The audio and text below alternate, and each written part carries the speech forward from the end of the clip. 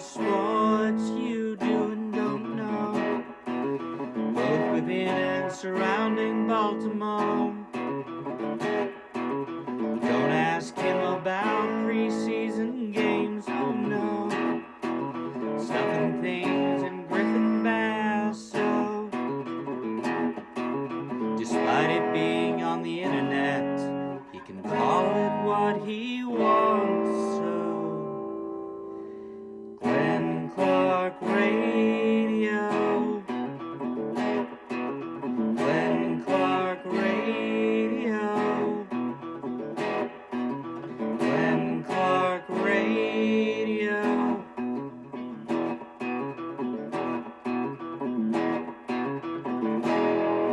Duke sucks.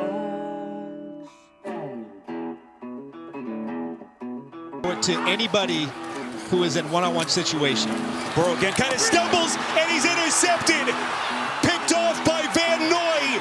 Then the handoff, it's Gilman, and Gilman is going to score as the Ravens look for the knockout punch.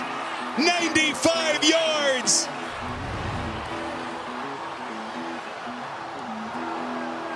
Ed Reed comes in on Friday.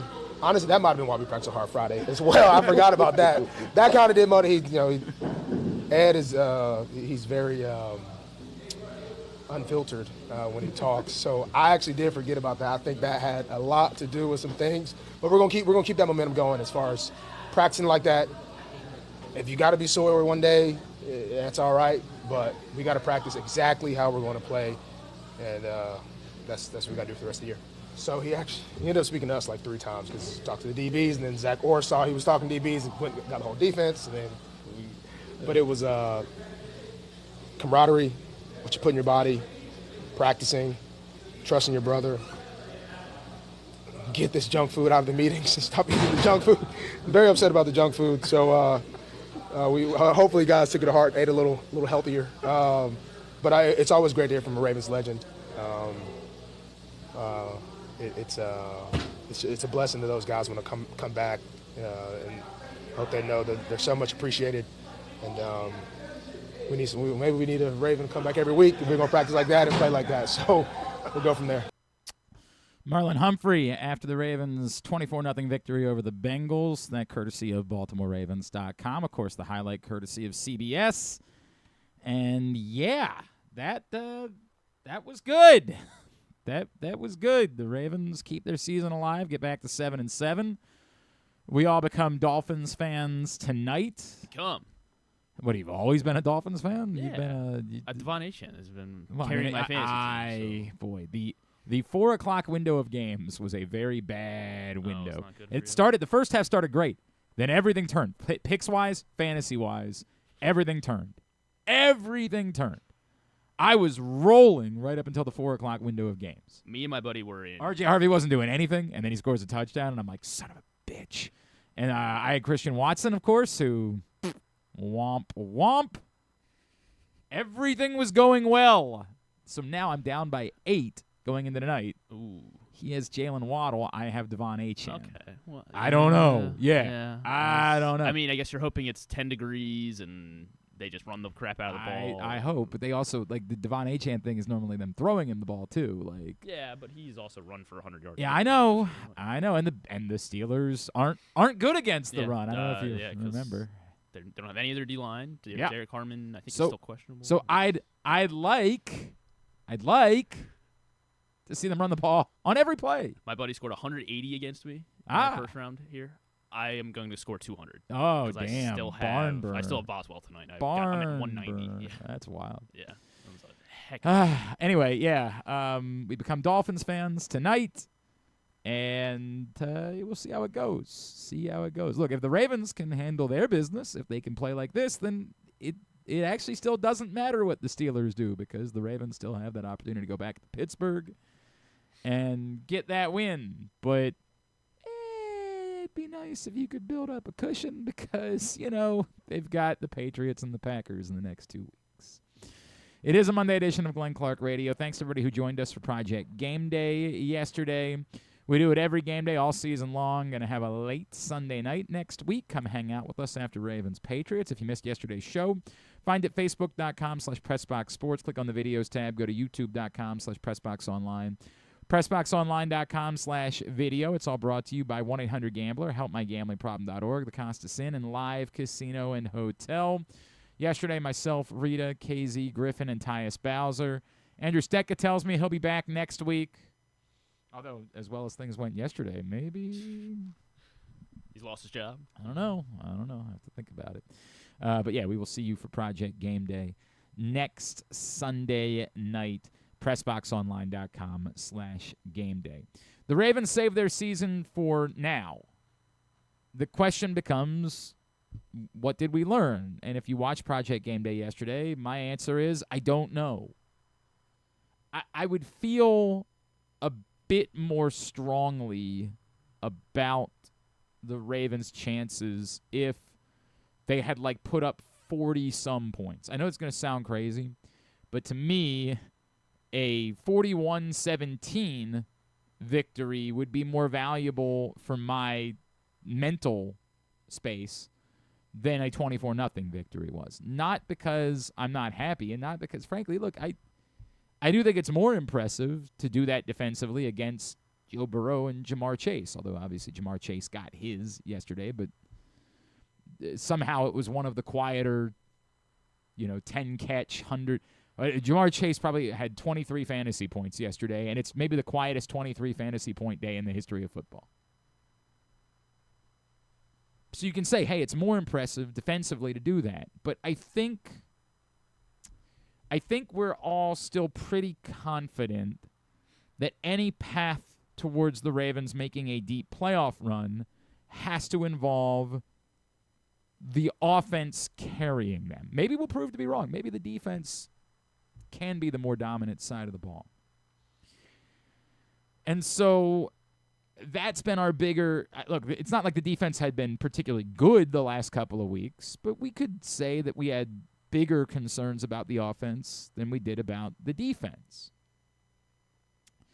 And in moments yesterday, the offense was humming. Obviously, at the end of the second quarter, bottle that up. But, then they didn't score a touchdown in the second half. And I get it. Like, Zay Flowers dropped one that should have been a touchdown. Like, I understand that there's nuance here in this discussion. But to me, like the Bills to beat the Patriots yesterday had to score 35 points. And my gut tells me it's going to be kind of similar next week. Maybe I'm wrong. Maybe this defense really is ready for this challenge of at least playing complete team ball, if not shouldering more of the load. Maybe. But my gut tells me you're going to need more from the offense. And so, as of right now, I think yesterday was one day, one game until proven otherwise. I still have concerns about the consistency of this offense. And, again, hopefully we look back in a couple weeks and we're like, man, Lamar Jackson, who said yesterday after the game, I tried telling you I was feeling better this week. You guys, you didn't believe me. You wanted to see it.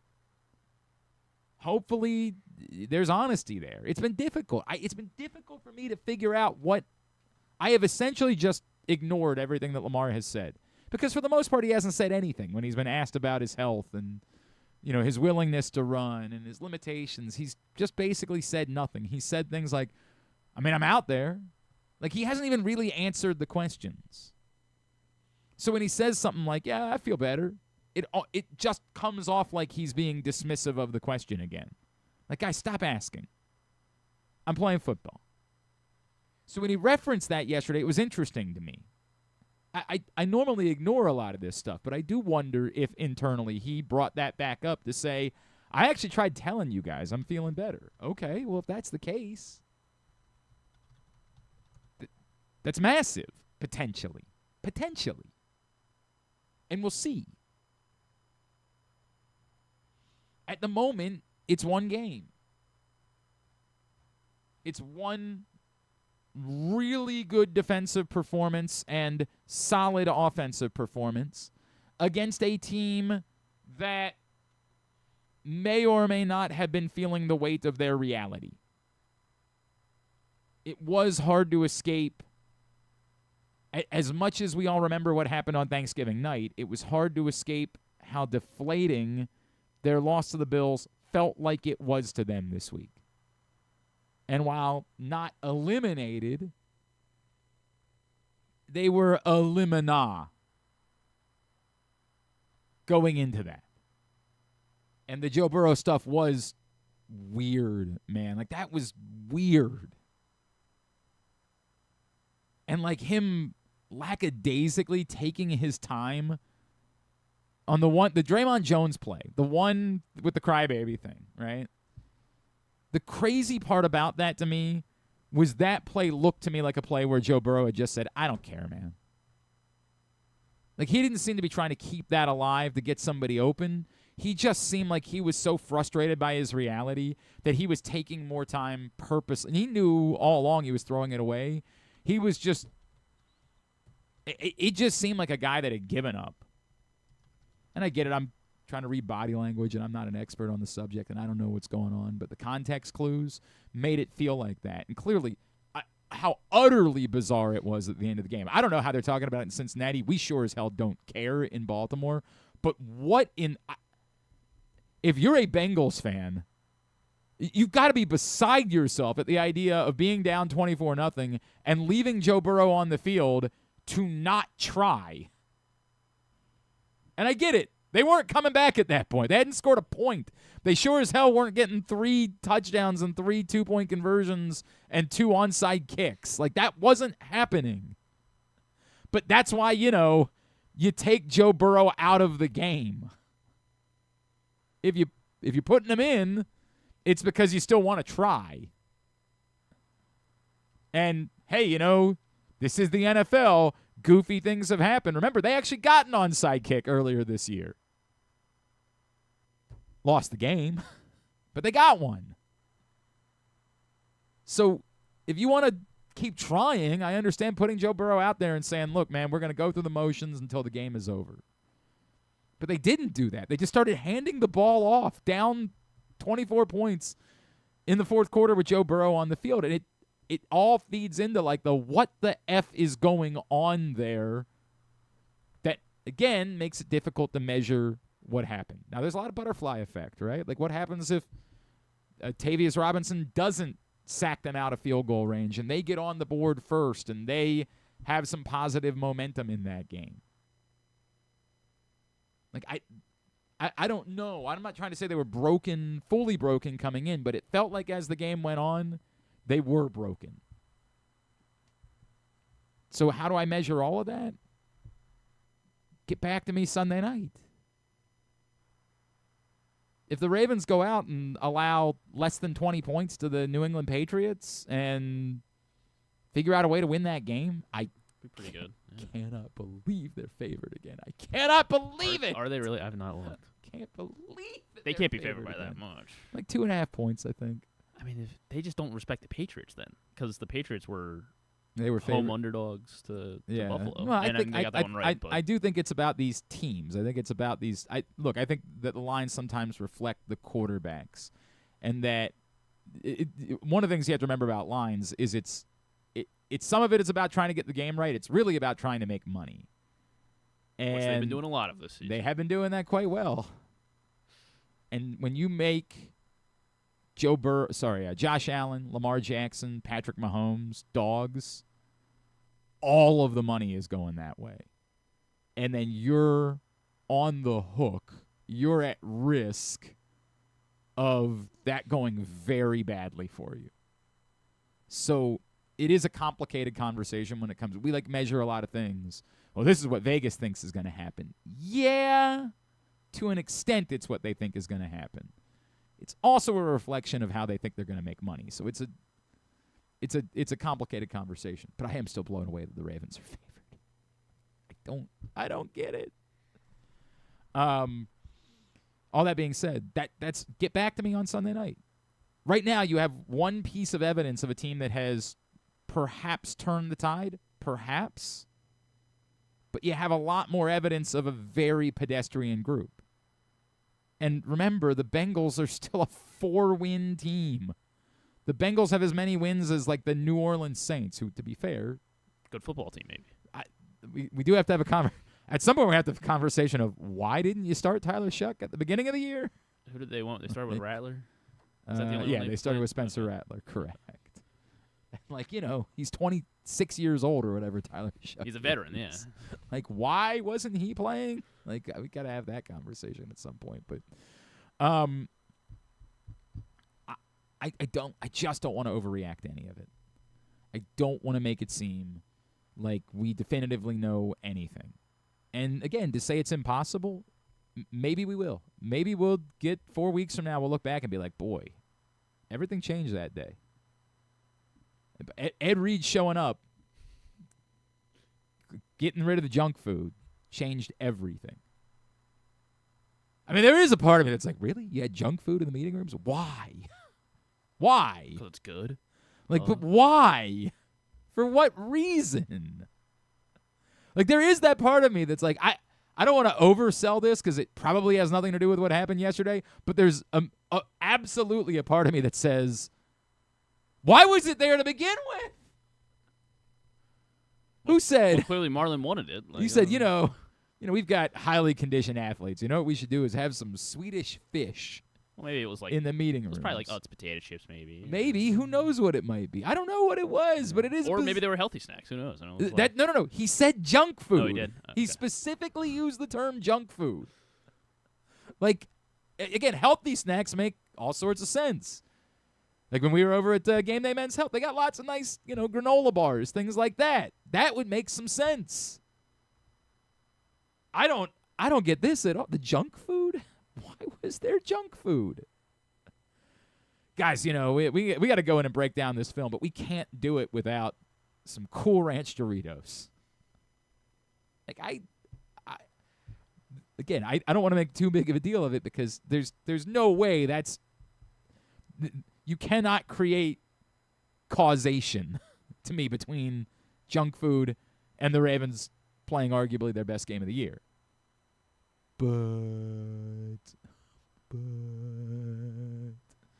I do still have questions about why it existed. I got lots of questions about that. We'll talk about it all week long. Try to figure out if the Ravens have turned the corner. The bad news, of course, this morning, and it looked, after the game, it seemed like we knew the answer on Teddy Buchanan, and John Harbaugh said it looked bad, but Adam Schefter among those reporting this morning that the Ravens do believe he has torn his ACL, which obviously would be season-ending. Presumably means that we would see much more Trenton Simpson, although as we speculated with Tyus Bowser yesterday, I would think that Kyle Hamilton is going to be part of that solution as well. Maybe even Ardarius Washington specifically. Like we saw Ardarius Washington move into a linebacker spot a few times. I think that duo is part of the story. Trenton Simpson looked pretty good yesterday. I think better than we had seen him at times. So if they are defaulting towards that being his job, you're encouraged by what you saw when he came in for Teddy Buchanan yesterday. But I do still think that Ardarius Washington and Kyle Hamilton, it's a nice problem to have three safeties that you feel really good about. And I think that this presents them the opportunity to use those guys in multiple ways moving forward. Don't forget, tonight, Chick-fil-A Nottingham Square, 5198 Campbell Boulevard. It's our annual Coats and Clothes Drive benefiting Helping Up mission. Tez Walker is going to be there with us, Ravens wide receiver, who got the start yesterday with Rashad Bateman's sideline. Tez Walker is going to be hanging out with us from 6 to 8 p.m. It's not a show. It's just come in, bring us your coats, your clothes, anything that can help people stay warm, or that you have in your closet, you don't wear it anymore, you know it could help someone who is less fortunate, bring it. If it's ratty, if it's got holes in it, throw it away. But otherwise, bring it tonight. And your donation, you'll meet Tez. On top of that, we'll get you a free Chick-fil-A chicken sandwich. That's tonight, Chick-fil-A Nottingham Square, 6 to 8 p.m., 5198 Campbell Boulevard in the Nottingham Square Shopping Center. I hope that our next guest has thawed out. I couldn't believe. If I were her, I would have been.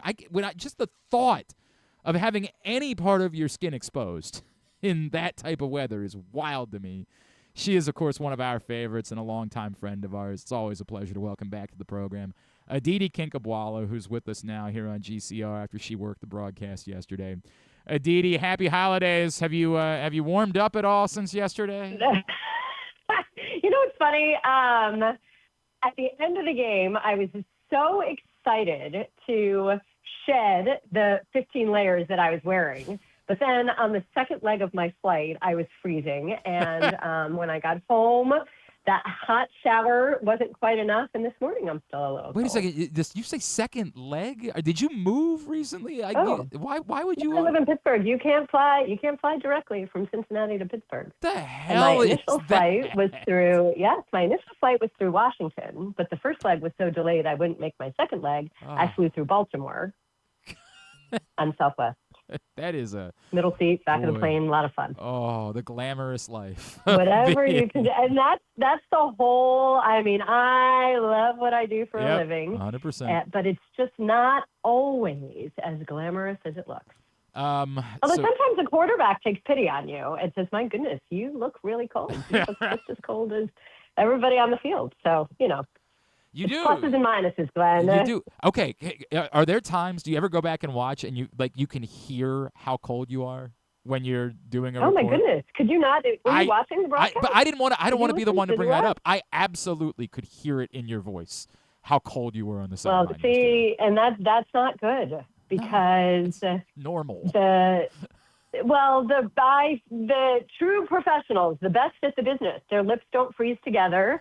And they somehow modulate their tone perfectly that you would never be able to know. But I guess I'm still working on that, Glenn. Stop it. Still working on that. That is so normal. I think everyone on the planet understands why that would be the case. Well, it was, I don't know if you got to see, but pregame, I was talking to Kyle Van Noy. I did a little interview with him. And literally, my second question, my lips froze together, and I just apologized. I said, oh, my goodness, I'm sorry. My lips are already freezing together. And at that point, it was -7-degree wind chill on the field where we were talking.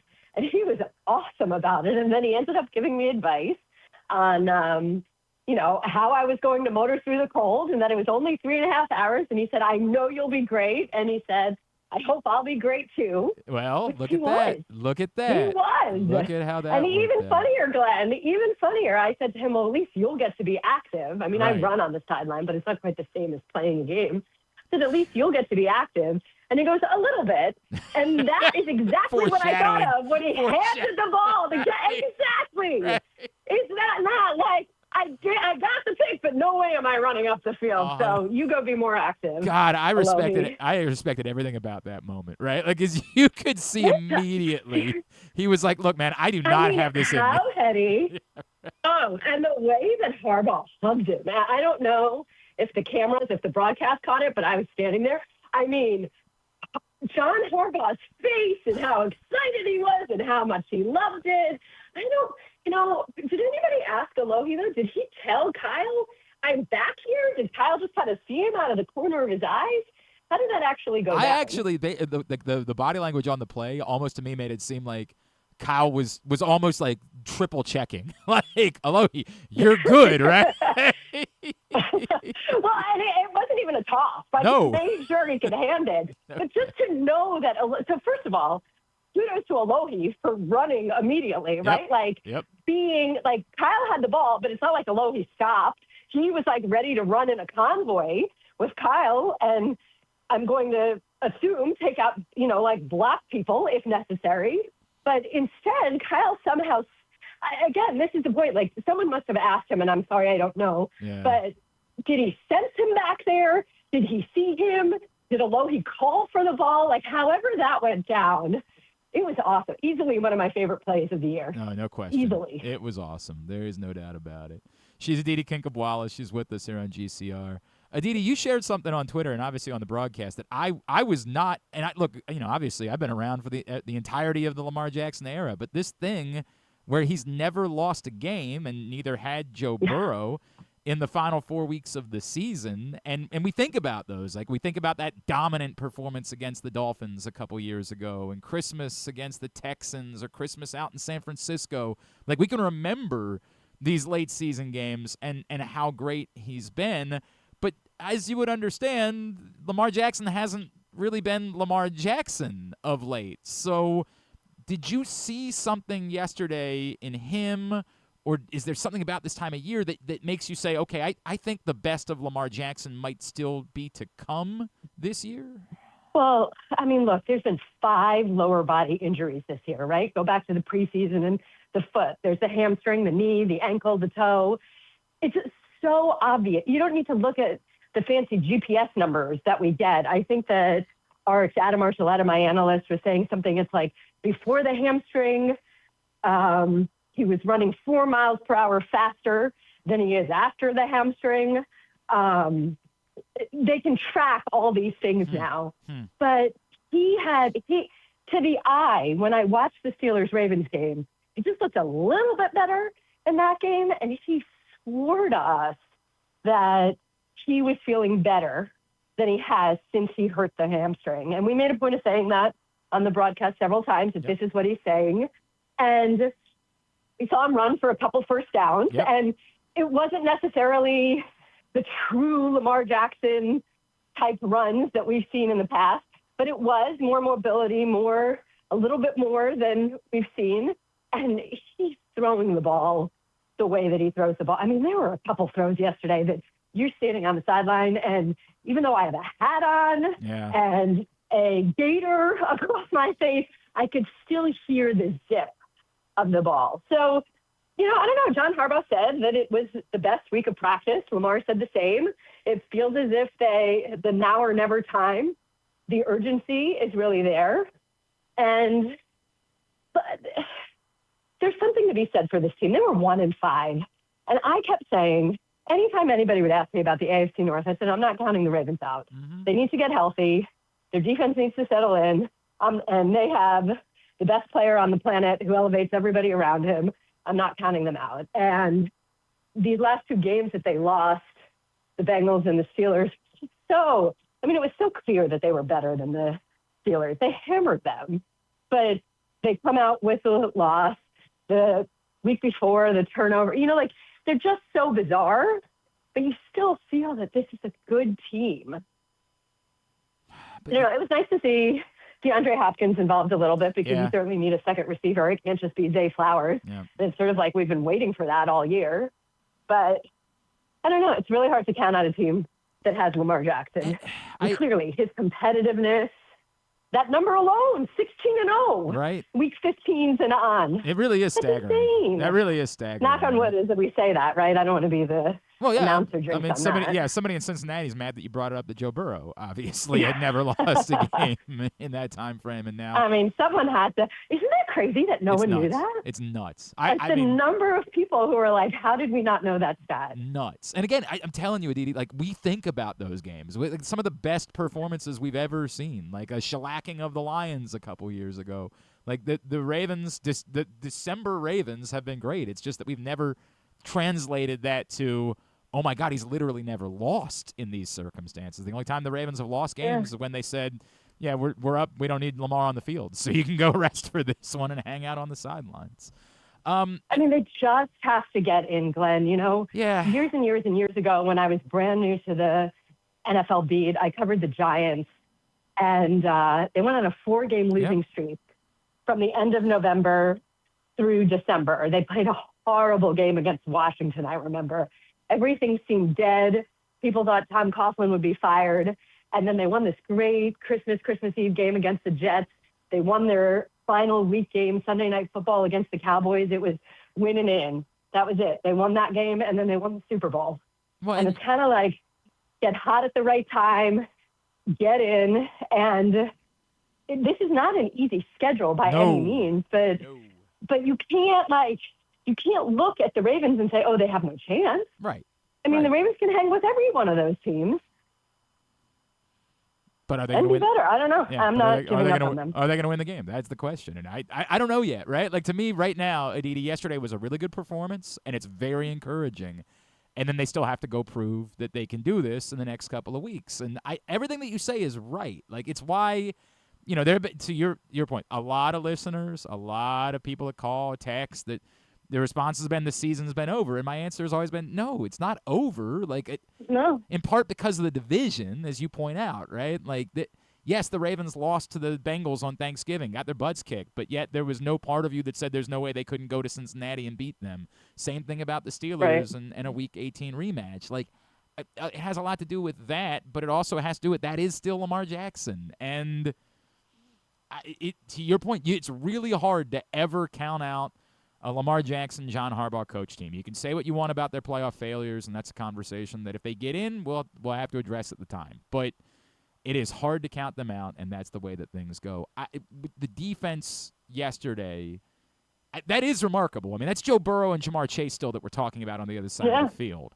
And I don't think we should undersell it. And I'll tell you, Glenn, I will tell you honestly, after Joe Burrow's comments during the week and the way people were trying to run with them in 18 different directions, I just felt that I didn't think that he was quitting in any way, and I'm not saying that he did.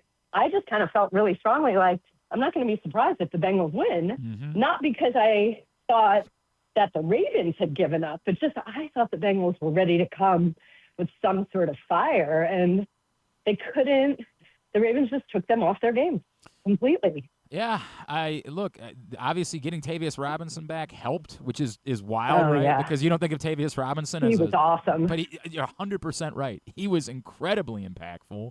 Again, it's that thing, Aditi, where I'm like, I'm not ready to say that I think this is a great defense, but boy, you can't help but look at that and say that's better than maybe even we're giving him credit for. That's not shutting out the New York Jets. That's not shutting out that's shutting out Joe Burrow. Like, that really is an amazing accomplishment. And frustrating him. Frustrating. I mean, he is, and John Harbaugh said this, he is arguably the best in the game at dissecting defenses, at reading coverages. This is part of, Joe Burrow is so frustrated. Last week was the frustration of being hurt. And he knows that he has to be available. And he said this to us over and over again, that he doesn't really have the power to complain about the team around him when he himself has not been available, that he needs to do whatever he can to be available. And we talked about running more play action, getting under center, relying on the run game, doing things to essentially protect him from himself. The trouble with that is that his superpower is taking that view of the field and dissecting defenses. And if you're under center, you don't get to do it the same way as when you're in shotgun. And yet, despite that, look at how off he looked all game. And after he had picked them apart, too, in the second half on Thanksgiving. Like, he had just had his way with them in that game. Aditi, who's the team for you to beat? Now that we know definitively it's not the Chiefs. And I'll still tell you, I'm still struggling that they won't just redo the math somehow. And, Patrick Mahomes will just magically heal in 2 weeks. But now that we know it's not the Chiefs, who's the team to beat in the AFC? It's such a toss-up, isn't it? It's hard to argue with the Broncos right now and the way that they are playing defense and the way that Bo Nix is doing exactly what Sean Payton wants him to do and proving what Sean Payton has always said, that sacks are a quarterback stat. I saw a tremendous, I think it was that in 31 games, Bo Nix has been sacked 40 times. I might be a little bit off on the numbers, but essentially in roughly 30 games, Bo Nix has been sacked roughly 40 times. In 30 games, Russ Wilson was sacked roughly 100 times. And Sean Payton always says sacks are a quarterback stat. I like them. Obviously, you like what the Patriots have done. I think that they've overachieved in a lot of ways because we had them week one, and even then, they were saying we still don't have a full roster of talent as we want. They were clearly better than the year before, but kudos to Mike Vrabel and his staff, to Josh McDaniels and what he's been able to do with Drake May. How do you count out the Bills and Josh Allen? For the same way that I say Lamar Jackson is a superhero and elevates everybody around him, can't you say the same thing about Josh Allen? And in crunch time, how much better they get. I really am defaulting to, like, they're the team to beat right now. Like, now that the Chiefs Bills aren't hanging over them, then that they went out and proved it the way they did yesterday. Like, I really am defaulting to this is there for them. It goes through them. And I know that they still be on the road at this point. Okay, but again, let's say if the Ravens get in, I am not counting out the Ravens because they have the formula that I think is the winning formula. Being able to run the ball that way, being able to play defense that way, and then, oh, by the way, having the best quarterback in the game. And then they had him on the ropes, obviously, in Week 1 in Buffalo. They just, all the things, a Derrick Henry fumble, which we just never see, and that ended up being the storyline in that game. Aditi, where are you headed next? To Miami. How nice Bengals is that? at the Dolphins. How nice is that when you get that assignment in December? Oh, how good does that feel? Let's just hope that Miami is still playing. The Bengals are no longer playing for anything but pride, clearly. I live in the city of Pittsburgh, so I'm not supposed to say this, but if the Dolphins are still playing for something, then it gives us a little extra juice. This is the time of year where, obviously, getting to do any NFL game is fun. Right, of course. But yes, if someone is playing for something, it adds a little extra. Now, does that create any awkwardness within your house? Not that you're going to be, like, rooting. I understand that's not what you're telling me. You're not, like, rooting against the Steelers, but obviously it would be a better game for you if the Steelers... There's huge drama in our house on a daily basis. Okay. My son is a Bills fan. My daughter, for bizarre reasons, continues to say she is a Browns fan. What? And my husband, the diehard Steelers season ticket holder, like, has no sense of humor about any of it. Wait, it's terrible. He made my daughter cry last week. Last week on Monday at my kids' elementary school. At my kids' elementary school on Monday, it was team spirit. Wear your favorite team gear. So my son, as usual, put on his Bills gear, his Josh Allen jersey. My daughter put on a Brown shirt. And she's 6, by the way. She's 6 and in kindergarten. My husband got so angry, he made her cry. Oh, God. It was really awful. And then I had to sit there. I'm like, I took no sides. I'm Switzerland here, right? Like, my favorite teams are the teams that treat me well. Right. And I had to sit here and tell her, honey, who you root for is not a statement on the person you are, and it's not even in the top 50 list or top 100 list of character traits that define you. Exactly. Yeah. And then my husband accuses me of encouraging this. And I said, the only thing that makes me encourage it is when you lose your mind over a football team. Like, seriously? If the point was that he was trying to save her from a lifetime of heartbreak, I could understand that. If it's just about, like, I'm a Steelers fan, you need to be a Steelers fan too. Yep. Now, to be fair, I think my wife would never allow my sons to root for anybody other than the Ravens. Like, it is that awkward in our house. Like, if they even suggest something, she's like, "Yep, nope, you're out of here. You can go sleep on the ground, on the hard ground outside if you try to think about that." I think that my husband would do that if I were not there to intervene and say this is ridiculous. At A. Kinkhabwala, of course, is how you follow her. Aditi, always appreciate you. At some point, I need you and Joe Flacco to do like a full-on podcast series. I need like 60 more you and Joe. And I look, as you know, I've known Joe for a long time. I love him. Maybe we all work on that project at some point in the future and see if we can't make that happen because that is too good. Oh, my God. We'd laugh so much. He's the best. Although I did tell him now that Phil's doing it at 44. Right? You know, it might be a long time before. No excuses. Although I can't tell you yet because I haven't told Joe yet, but I saw Joe Ortiz, the Chargers GM, a few weeks ago in Jacksonville, and I hope I don't get in trouble for saying this. But actually, I don't know if I'm allowed to tell this story. All right, All right, let's just say this. Joe guaranteed that if Flacco wants to be a starter next year, he will be a starter. And he even, in a very friendly bet that does not involve money or anything untoward or whatever, says he knows the team that he'll start for. That's wild. Oh, that is wild. Oh, now I have some theories. If he's right, next year I'll come back and tell you that Joe Ortiz called it. All right. I have a guess, and maybe I'll text you. Maybe we'll talk about that later. Aditi, you're the best. Thank you, friend. Happy holidays. All Let's right, talk soon. Thanks for having me. Yep, same to you. Talk soon. Aditi Kinkhabwala with us here on GCR. You think it's the Steelers? I'm not remotely kidding. You think it's the Steelers? Wouldn't that make all the sense in the world? Mike Tomlin has an affinity for proven veteran quarterbacks. I mean, yeah, he does.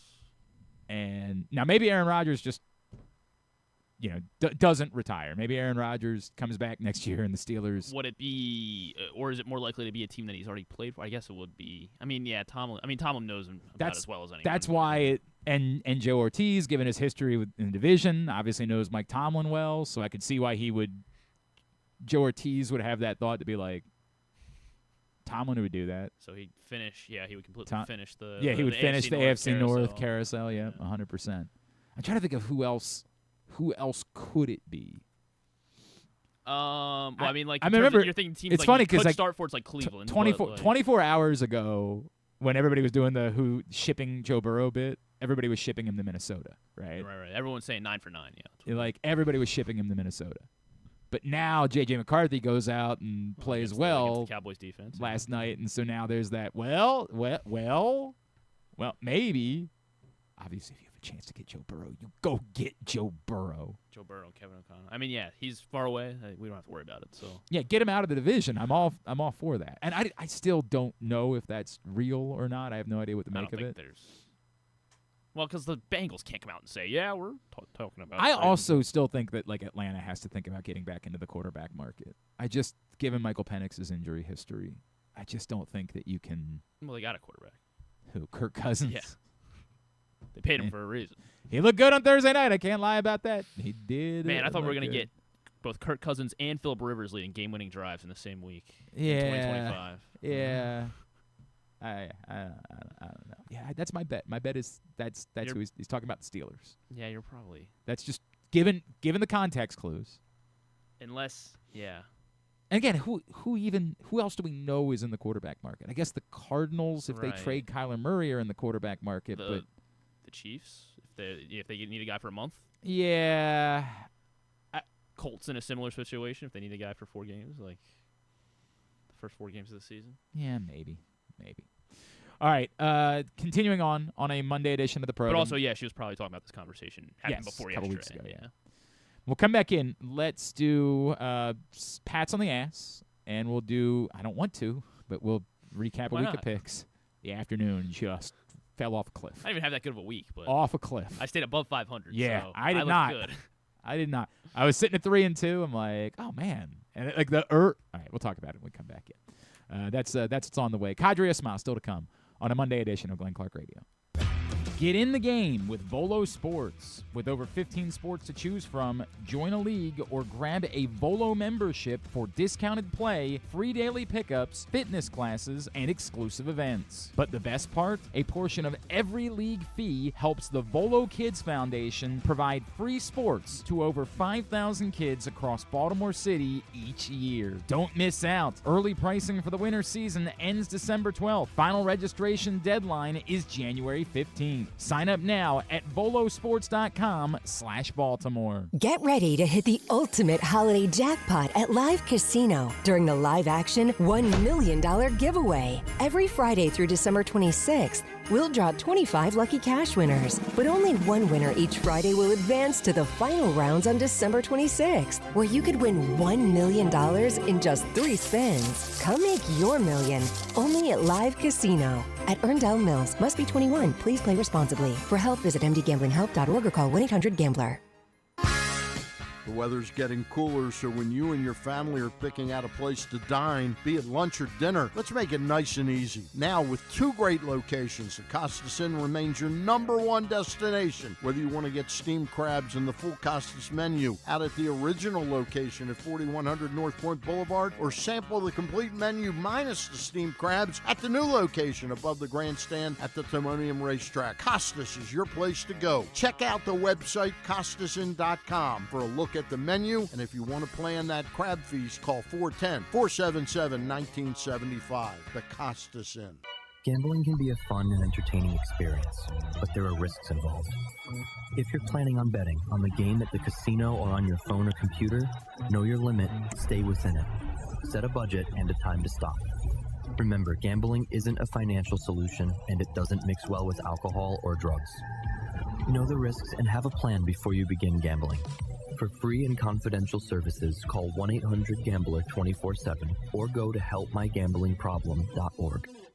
Looking for Baltimore's premier waterfront dining experience? Head to Nick's Fish House, located in the Baltimore Peninsula. Enjoy crabs all year long, plus happy hour Monday through Thursday from 3 to 6. Planning a celebration? From rehearsal dinners to corporate crab feasts, Nick's is the spot to make it unforgettable. And the fun doesn't stop there. Live music fills the air every Thursday through Sunday. Check out the full lineup at nicksfishhouse.com. Nick's, it's where Baltimore comes to eat, drink, and play by the water.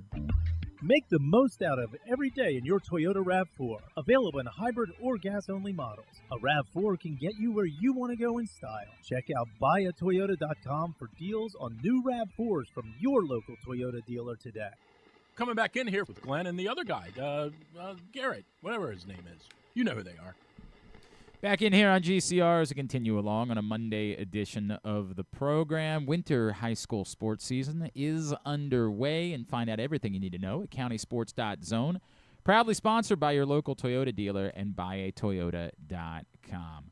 Let's get into our recap of picks for the week because I have to and can't help but notice that my name is in the bottom half. I'm still not like in danger yet, but I don't love it. I don't love where we're at this point, and someone had a disastrous week this week. A stunning, disastrous week. It was a tough week. No one was above 5-4 this week. Very difficult week. That's in part because we were all on Navy. Well, I mean, dumbest thing we could ever do. Well, I thought we were just picking winners. So yeah, is that what it was? A couple of things here. One, how I ever abandoned. Like, it's an Army-Navy game. You always bet the under, and you always pick the underdog. Like, you just always do that. Well, it's because last year, got swept up in it. Yep, got swept up in it. We're like, well, this team's even better or as good, better than Army. I wrote about Army-Navy Saturday night at PressBoxOnline.com. Y'all know I love Army-Navy. And by the way, Eli Heidenreich, who of course caught the game-winning touchdown, will be with us tomorrow on GCR. Did he recover that fumble too? I mean, he did recover the fumble. Although everybody was freaking out about him recovering the fumble, Alex Tezca to me made that play. We'll talk about it. Let me go. I wrote about Army Navy. You went to Army Navy, right? Yes. Yeah. It was your first Army Navy. Yeah, it was incredible. It was chaotic getting in, but yeah, once you're there, I can't escape. It was hellscape. Yeah. It was the most, as you found out, Lamar Jackson was late getting to the plane. It was maybe the most nightmarish day I've ever experienced of travel. Now, thankfully, because I had done the Celtic Solstice 5K that morning, I was already downtown by 11 a.m. Okay. So I had lots of time. So you were fine. And thank God I did, because two things occurred. I had a parking pass.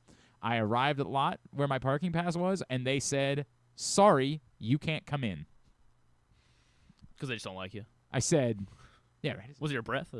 What something what I'm wearing? Is it something I said?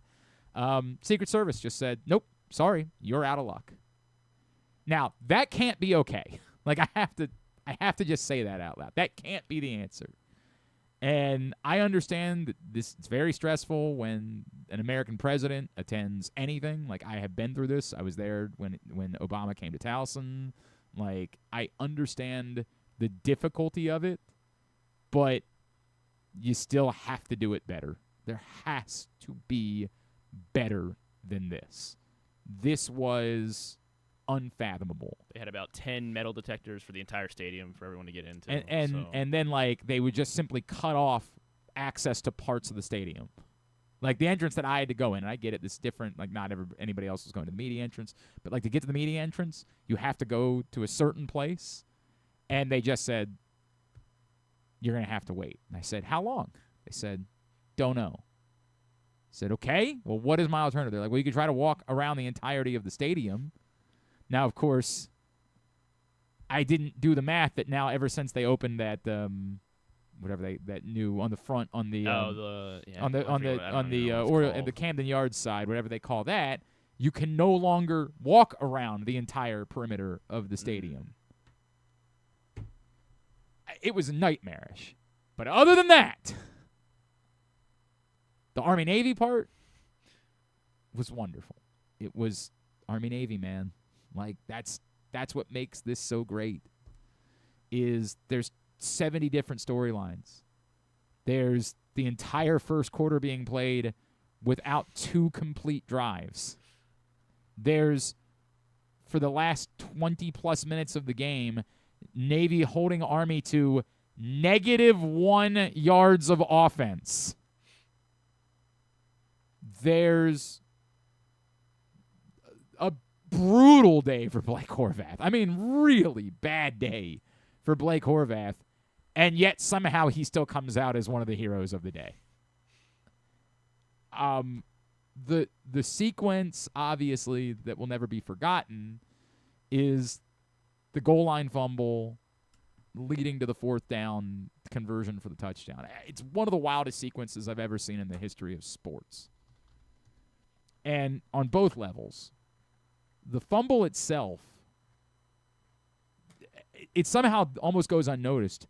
Eric Ford has a scoop and score there.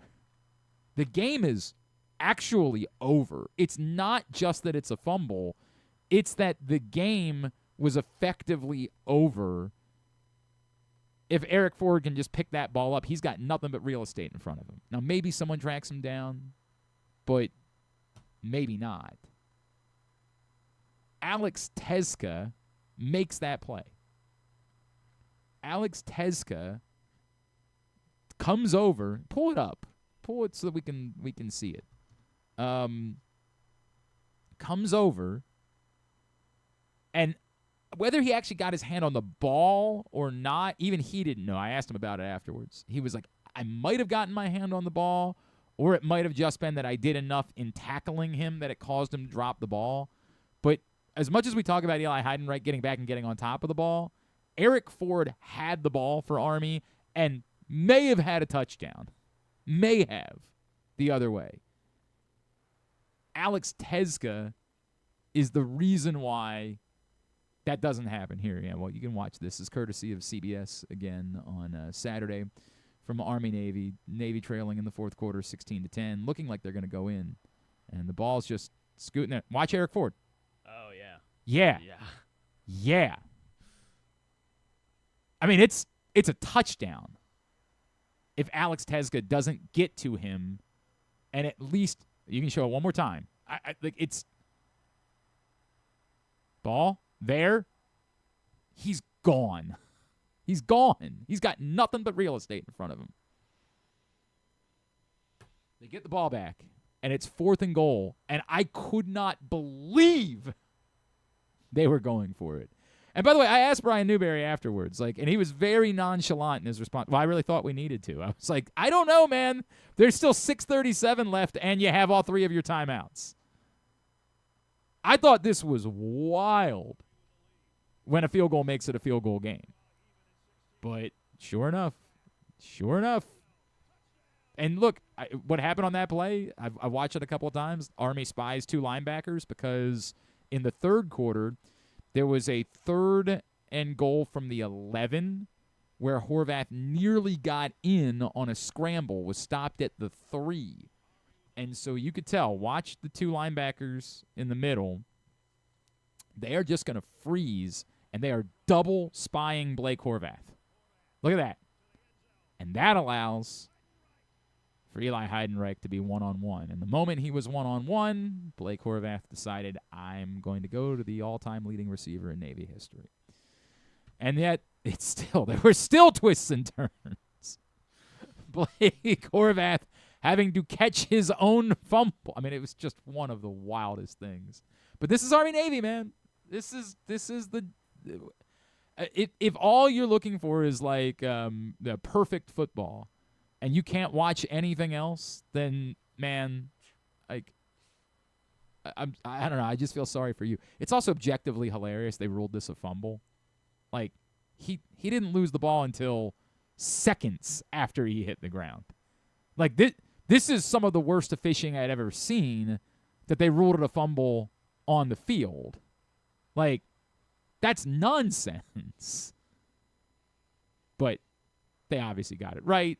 He was down. One play later, Navy converts 4th and 1, and they finish off the game.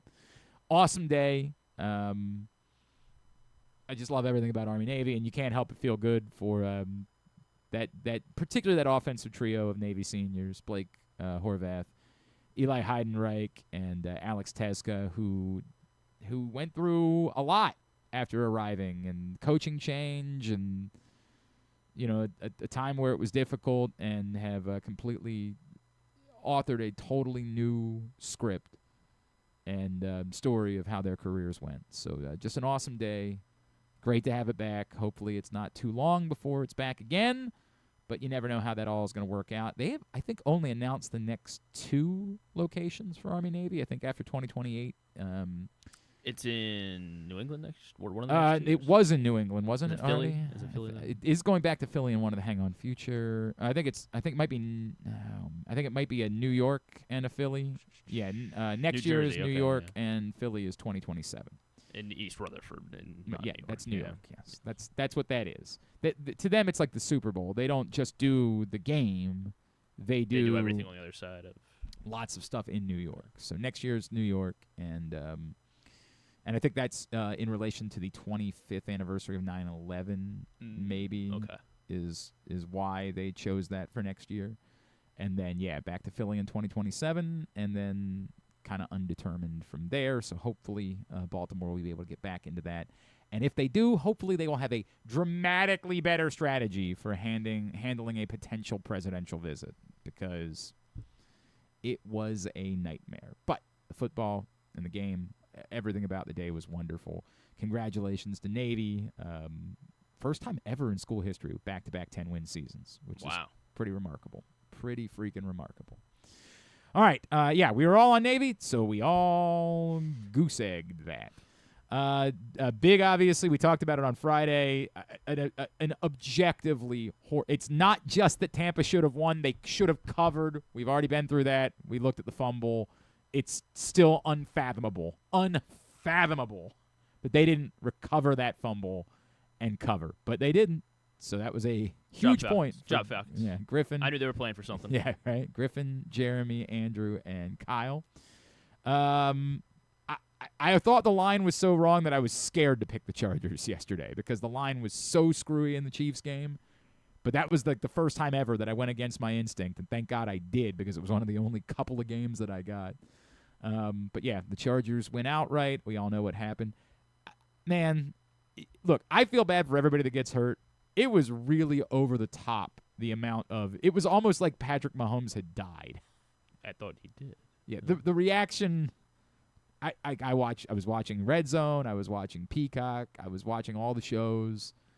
It was almost over the top, the reaction to, we're just praying for Patrick Mahomes. Well, he's the best player in the – the response wasn't quite like that from Micah Parsons. We'll get to that.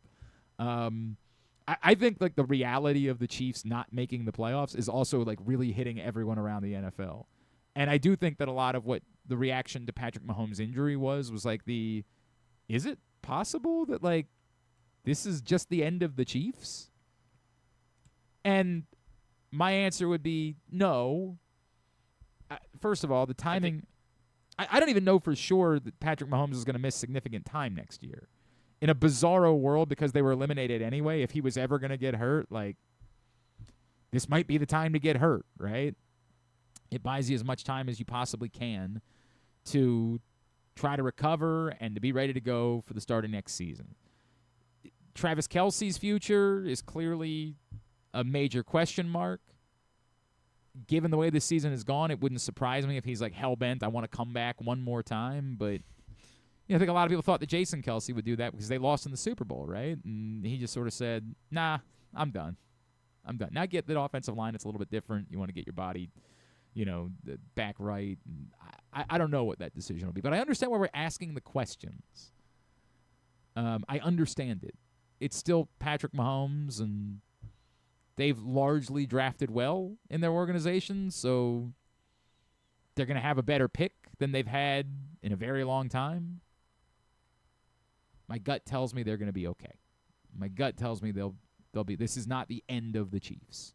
It's just a year where we'll look back on and say that was a really weird year. And everyone's already drawing the parallels to the Patriots, where after it winning 3 Super Bowls, ninth season, Tom Brady got hurt at the beginning of the season. Right, yeah, that's true. Patrick Mahomes got hurt at the end. And then they had a little bit of a lull there, and then they came back, and he still won another 3 Super Bowls. That's why I'm just not entertaining it. Only a couple of us were in Kansas City. Andrew, Jeremy, James, and KZ were on the Chiefs there. Buffalo, New England. This one was hairy. Man. 21-0. I was with Bill Simmons. I was popping bottles too. Apparently Scott Zolak on the Patriots broadcast, and I assume we're going to reach out to Scott this week, the former Maryland quarterback, was like, hang on a second. I got to figure out. I haven't been able to find the audio yet, but not great. Scott Zolak. This is from Jeff Bell, and I don't know who Jeff is. He's with the Football Guys. He's a fantasy football guy on Twitter. He said, on Travion Henderson's... I think I found it. You think you got it? Potentially. Oh, yeah. Yeah, this is from 98.5 The Sports Hub. Yep, there it is right there. Go ahead. This is Scott Zolak. Not great. 1st and 10 Patriots from the 48. Henderson single setback. 2 tight ends to the right. Give to Travion. Runs into the right. Stop and start. He accelerates past the 40. 35-30. 25-20. Chased by a pair of Bills. Who won't catch it? Touchdown, Patriots! If you're a Buffalo Bills fan right now, what are you thinking? Your window is closed. There's a new AFC East champ, and they wear all blue here today. This is out the gate. What a block. What a formation. Deep handoff by... Oh, boy. He said, we'll still reach out to him, but it might be a week where perhaps we end up with Bob Sochi instead. Might be a week where maybe Scott Zolak. I don't know. There's a lot of bravado from Scott. He might be willing to wear it. Yeah, it's rough. That is rough, dog. Rough. Incredible. That's why to me the Bills are the team to beat right now in the AFC.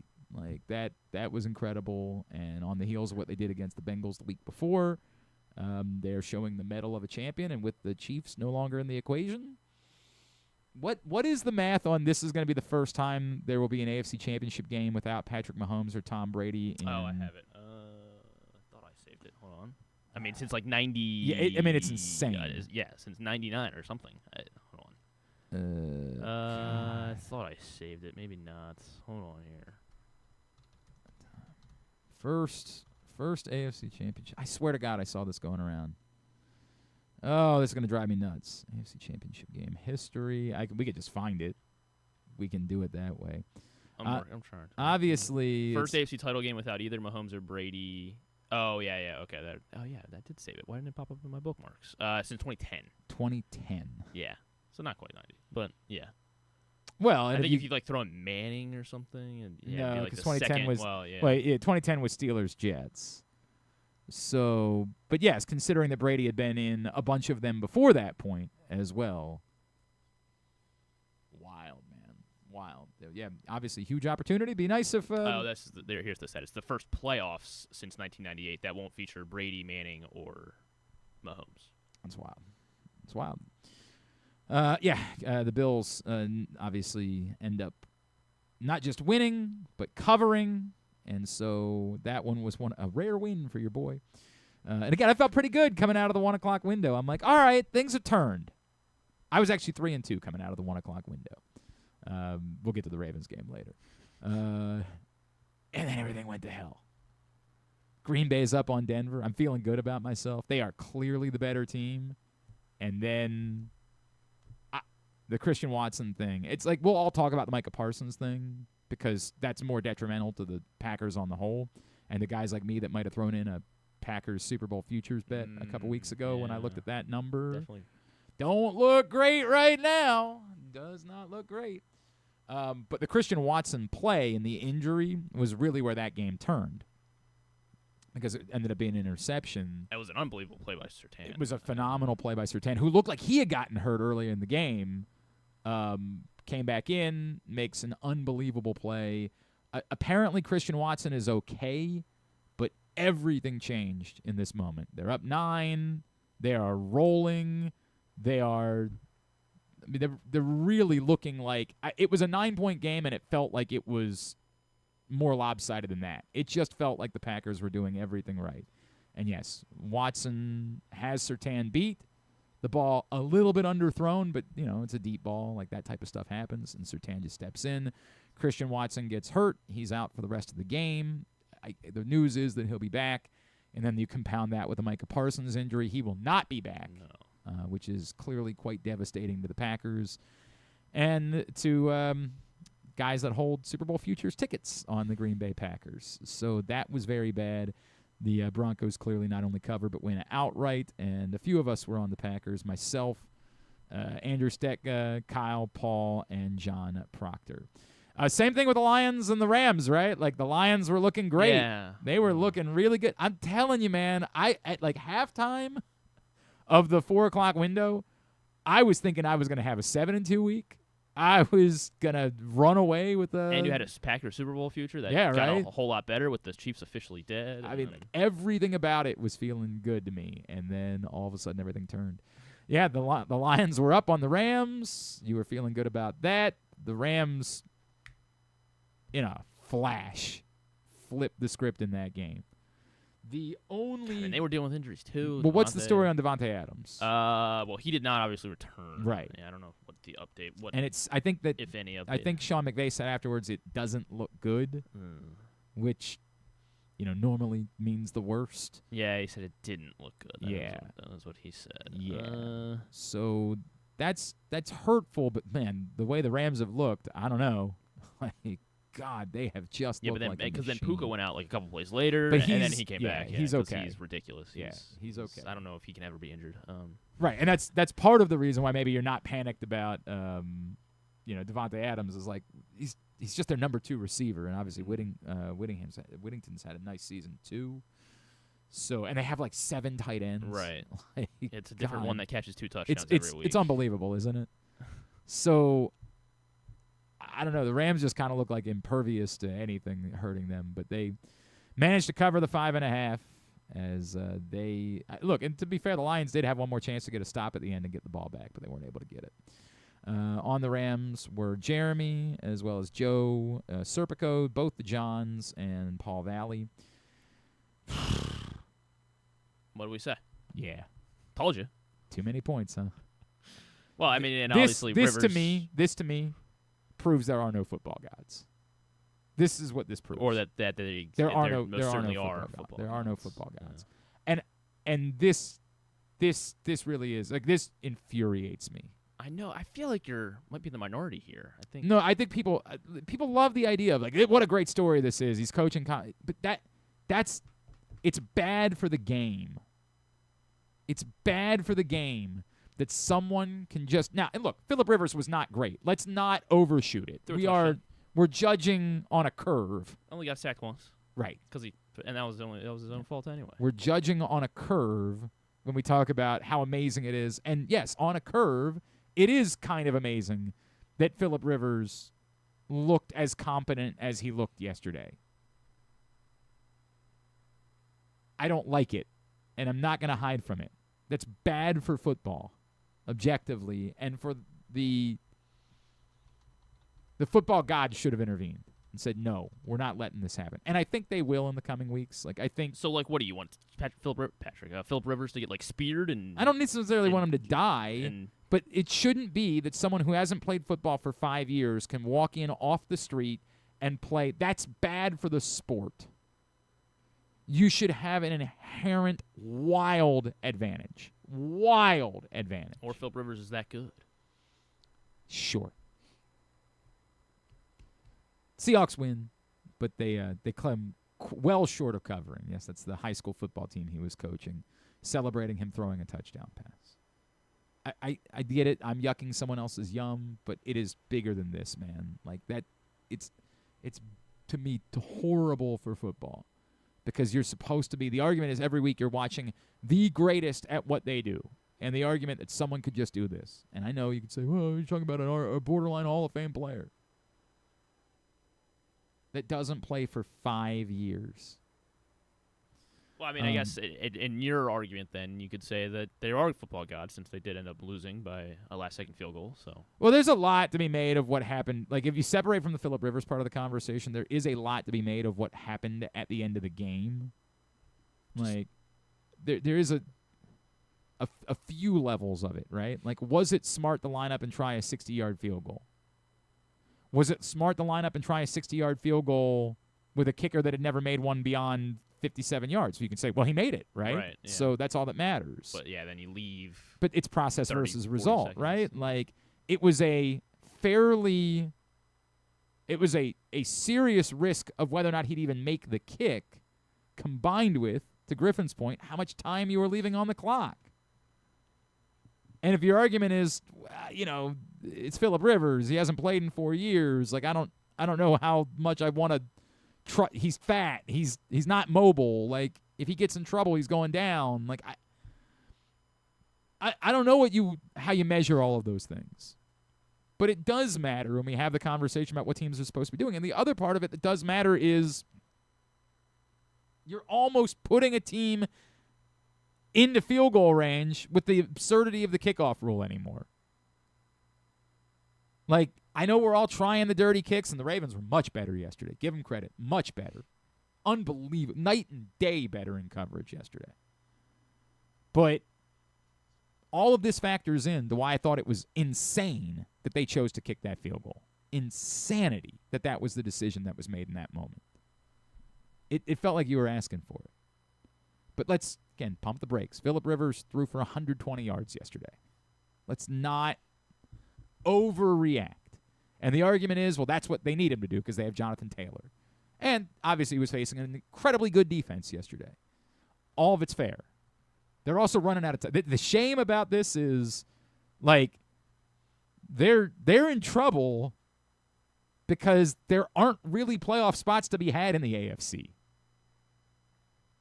So you think they're just hurting themselves? I mean, I guess, like, I don't know. Injuries can happen. And yeah, I mean, Texans can stumble somewhere. I'm not saying they should purposely be trying to lose. No, not by any stretch of the imagination. This is just they had almost no margin for error. They kind of had to. I mean, look, I say they have no margin for error. Yes, to your point, the Texans are not overwhelming. They can't score within the 5-yard line. We talk about the red zone troubles of the Ravens. Well, except they do when they fumble the ball. When they fake fumble the ball. Yeah. That was. That's the word. Is that it was a fake fumble? Oh, they purposely. Mm-hmm. Yeah. And I get people weren't getting points. The Texans are only one game ahead of them. People weren't getting the fumble points or the touchdown points for Woody Marks because it was technically a fumble recovery, and you apparently don't get the touchdown. I guess that makes sense. That's a terrible rule. It's a question. I don't have Woody Marks, so I'm not. But yeah, livid. But that technically, it does make some sense. Anyway, moral of the story being the Colts covered, and so Griffin steals a point there. Steals a point because I know so football. Paul Valley. You know ball. Yeah, me and Paul. Remember when I refused to get on board with the Cowboys, and then I said, well, I'm going to have to get on board with the Cowboys. Regret that. Cowboys not only fail to cover, but they lose outright. Andrew and Jeremy and Ken Zales were all on Minnesota and get that point. Why was Ken on Minnesota? He had been the guy that was on. Remember when Ken was banging the drum for Jerry Jones being executive of the year in the NFL? How's that turning out? Ken knows how to do one thing this year. Fix their defense, huh, Ken? Ken knows how to do one thing this year. It's pick Cowboys games. I feel like he's gone undefeated in Cowboys games. Fix their defense, he said. That's what he said. He said he'd fix their defense. Sure. Yeah, well, it was before he had a gunslinger like J.J. McCarthy. Yeah. 9. Huh? God. And then, obviously, the Ravens one was goofy. It'd have been a pick 'em, I would have taken the Bengals. But because they were favored, I took the Ravens. Thank God I did. As that one worked out, there were a few Cincinnati backers. KZ was on Cincinnati. John and Little Rock was on Cincinnati. James was on Cincinnati. And Andrew Stecca was on Cincinnati. So the big story is at the top of the table, where Griffin had a 5-4 week, and it would prove to be outstanding for him. Yeah. As James Revere went 1-8, and so now there's 4 games of separation from tied to a 4-game lead. I mean, it's unbelievable because every game I was like, this is going to be a pivotal week because James and I were opposite a lot of games, and I just happened to get all of them. They all went your way.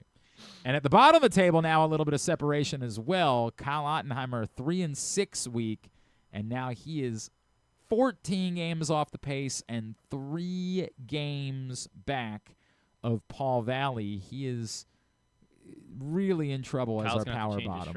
Yeah, really, really in trouble as our power bottom. Ryan and Joe are both 5 games. I guess I'd probably have to let him know as well. I'm you don't think he bothers to? You don't think he has any idea that he's the power bottom? No. I feel like he called me recently. I don't know. All right, so there you go. That's where we're at with picks. Let's get to Pats on the Ass.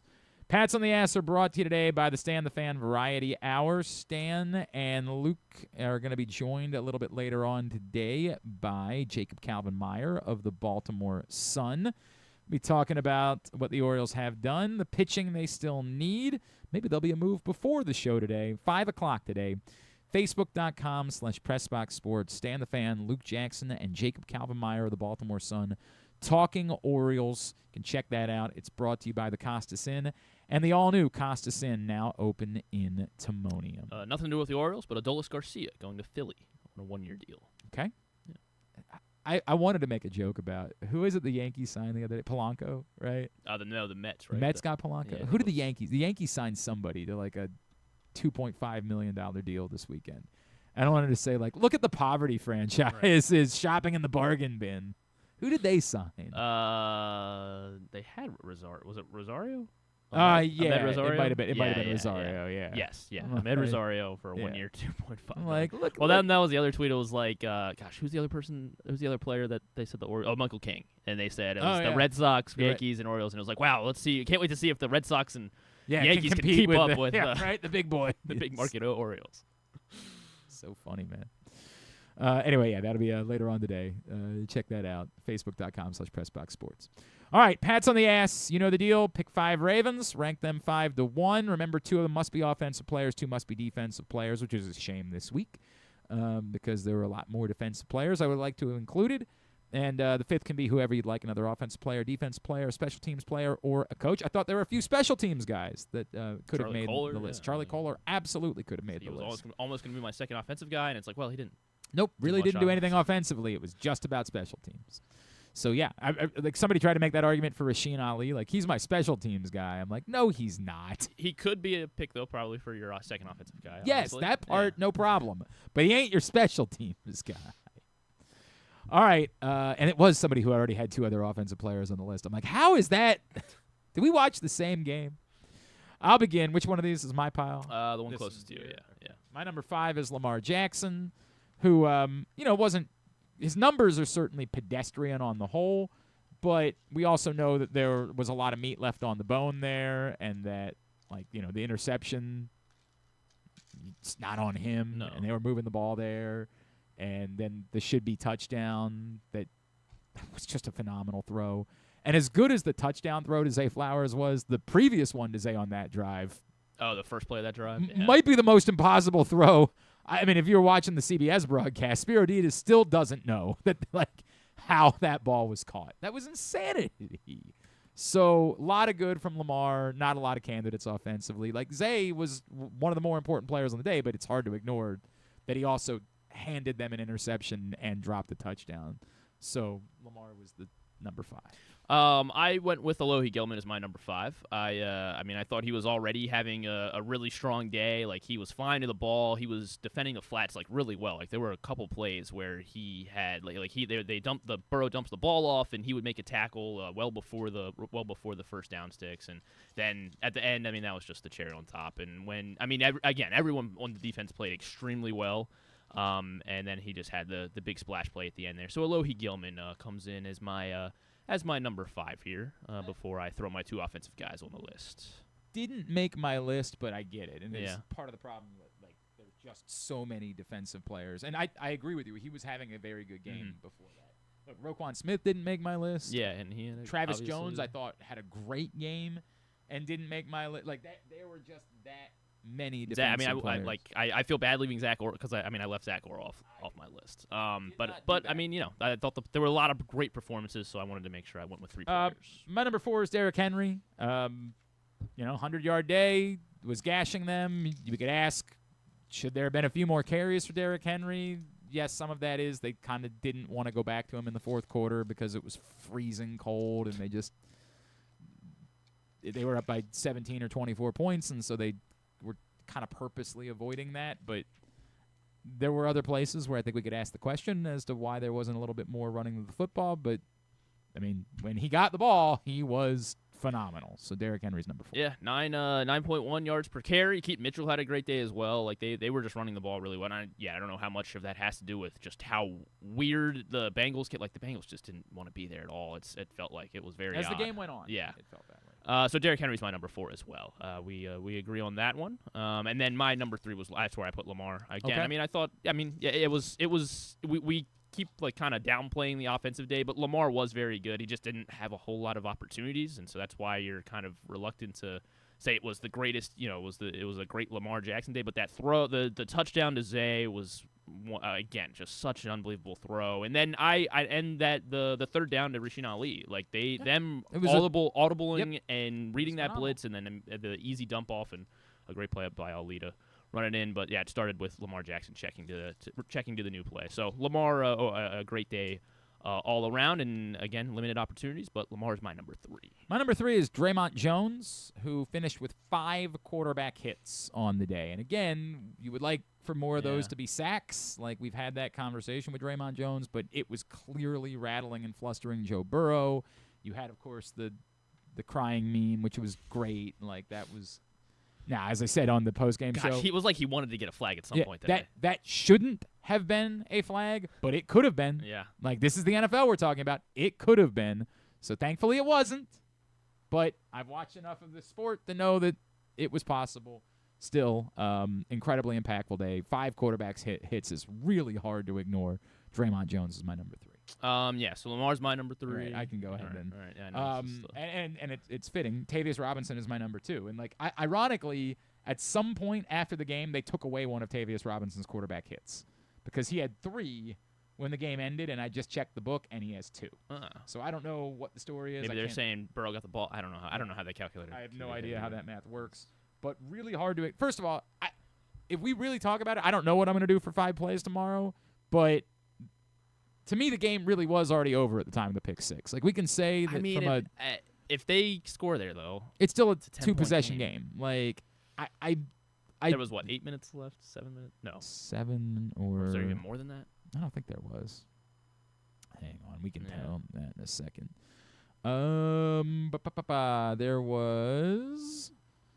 There was 7:38 remaining. Okay. I would argue the biggest defensive play of the game was the sack. Yeah, not the halftime. That was their opening drive, right? Yeah, knocking them out of field goal range. And again, if they had converted, who knows, right? Like it might be even more than that. But they were at the 25-yard line. They were comfortably kicking in field goal range. Not just they could have tried it. It was chip shot territory. That play on the first drive, with them having the opportunity to, and again, it was only a 3rd and 4.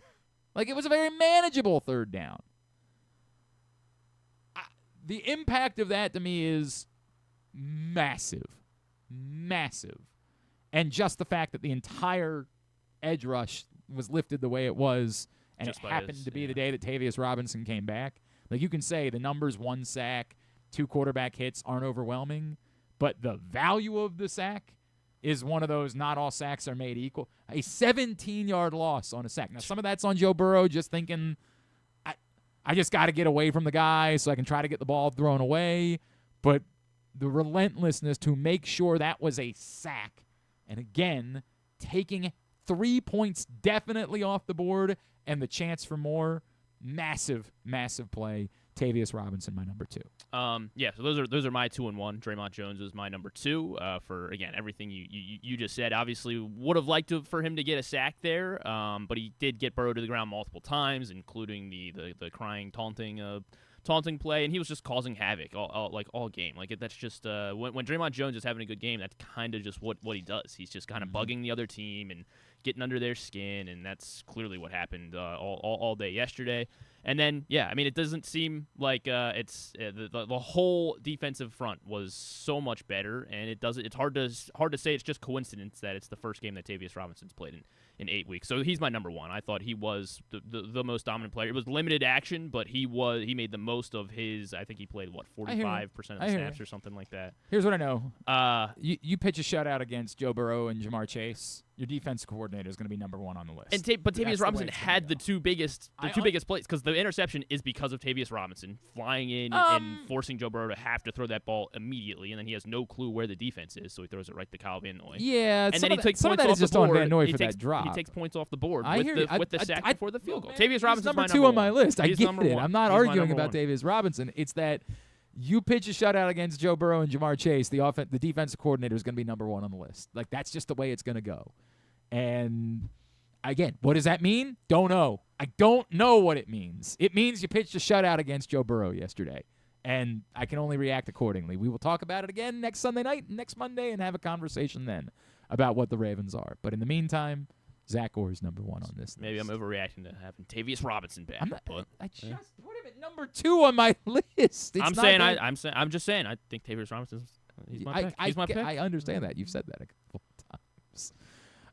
Brian has Lamar 5, Keaton Mitchell 4, Roquan Smith 3, Derrick Henry 2, and Alohi Gilman number 1. I can't imagine putting 3 offensive players on the list after that game. Said what, both running backs? So. Yeah, I mean, look, I thought Keaton Mitchell was really good too. Don't get me wrong. Like, I thought they were both really good. I just can't imagine. Noah had Zach Orr 5, Trenton Simpson 4. Okay, Zay Flowers 3.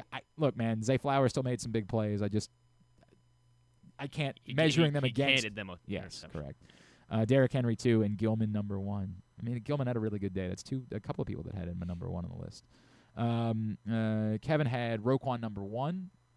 Roquan was really good yesterday. I don't want to I feel bad leaving him off the list. He was really good yesterday. He had Henry 5, Tavius 4, Zay 3, Rashina Ali number 2. Yeah, I mean, you mentioned, but Travis Jones getting covered up as well. I thought Travis Jones was awesome. I thought he was awesome yesterday. It was cool to see after the contract. It was just a tough day to limit the number of defensive players. Continue to get me yours at Glenn Clark Radio on Twitter or Blue Sky. Someone is going to win a Flock Yeah t-shirt for participating. We'll come back in. We'll get a tidbit. We'll get tubular, and we'll start to wind things down on a Monday edition of Glenn Clark Radio. The weather's getting cooler, so when you and your family are picking out a place to dine, be it lunch or dinner, let's make it nice and easy. Now, with 2 great locations, the Costas Inn remains your #1 destination. Whether you want to get steamed crabs in the full Costas menu out at the original location at 4100 North Point Boulevard, or sample the complete menu minus the steamed crabs at the new location above the grandstand at the Timonium Racetrack, Costas is your place to go. Check out the website, CostasInn.com, for a look at the menu, and if you want to plan that crab feast, call 410-477-1975. The Costas Inn. Get in the game with Volo Sports. With over 15 sports to choose from, join a league or grab a Volo membership for discounted play, free daily pickups, fitness classes, and exclusive events. But the best part? A portion of every league fee helps the Volo Kids Foundation provide free sports to over 5,000 kids across Baltimore City each year. Don't miss out. Early pricing for the winter season ends December 12th. Final registration deadline is January 15th. Sign up now at volosports.com/Baltimore. Gambling can be a fun and entertaining experience, but there are risks involved. If you're planning on betting on the game at the casino or on your phone or computer, know your limit, stay within it. Set a budget and a time to stop. Remember, gambling isn't a financial solution, and it doesn't mix well with alcohol or drugs. Know the risks and have a plan before you begin gambling. For free and confidential services, call 1-800-GAMBLER 24/7 or go to helpmygamblingproblem.org.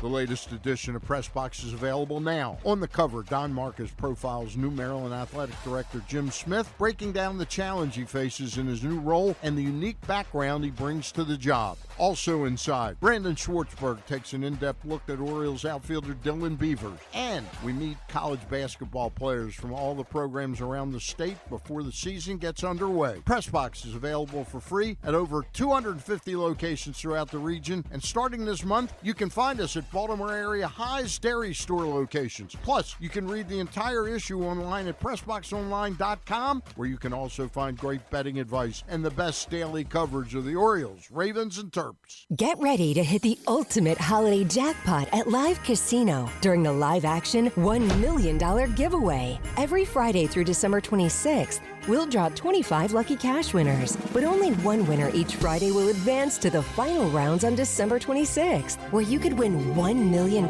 in just 3 spins. Come make your million, only at Live Casino. At Erndale Mills, must be 21. Please play responsibly. For help, visit mdgamblinghelp.org or call 1-800-GAMBLER. Contrary to what some people believe, I actually like this guy when he sleeps. Glenn Clark, talking sports. All right, winding down for a Monday edition of the program.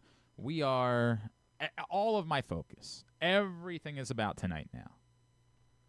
I'm going to ask you a favor. It's not just about you coming out tonight. I'd really like it if you would share it. I've posted on Facebook, I've posted on Twitter, I've posted on Instagram, and I'll be doing that more throughout the course of the day today. We've got, you can go to the website, glennclarkradio.com. There's a link there, that the flyer's in there. We need you out tonight. It's the most important part of our year. And it's on a couple of levels. We want to have as big a collection as we possibly can for Helping Up mission. And we want people to see that what we're doing is real, and that helps us in future years. Like, it's a shame because he's no longer living here. But, like, when Michael Pierce came out and did this with us, he was like, man, I'll do this with you anytime you want.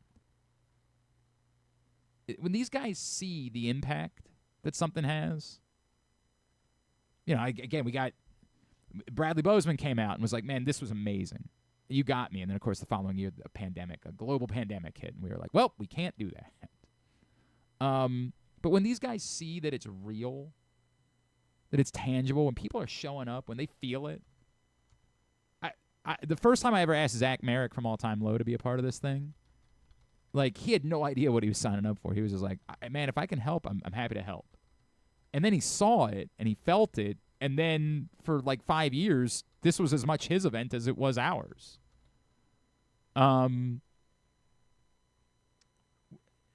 It really matters to us.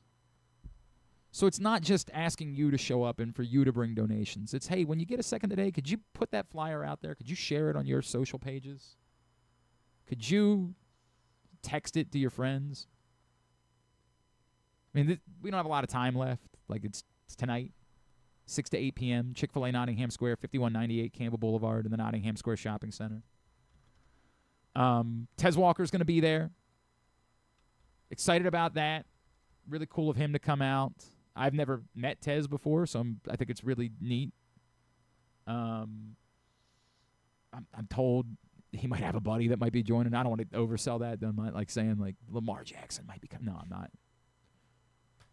Don't might be. No, stop that. Don't run. Drew and I were joking about it last week. Like we've never pulled that bit where we tried to be like, well, you never know, maybe. We're giving you free Chick-fil-A chicken sandwiches, too, just for showing up. And if you have not tried the chicken and waffle sandwich yet, my God. What? Whew. Order the spicy. I mean, or either one's good. Either one is really good. The spicy, to me, was next level. We're going to have a great night.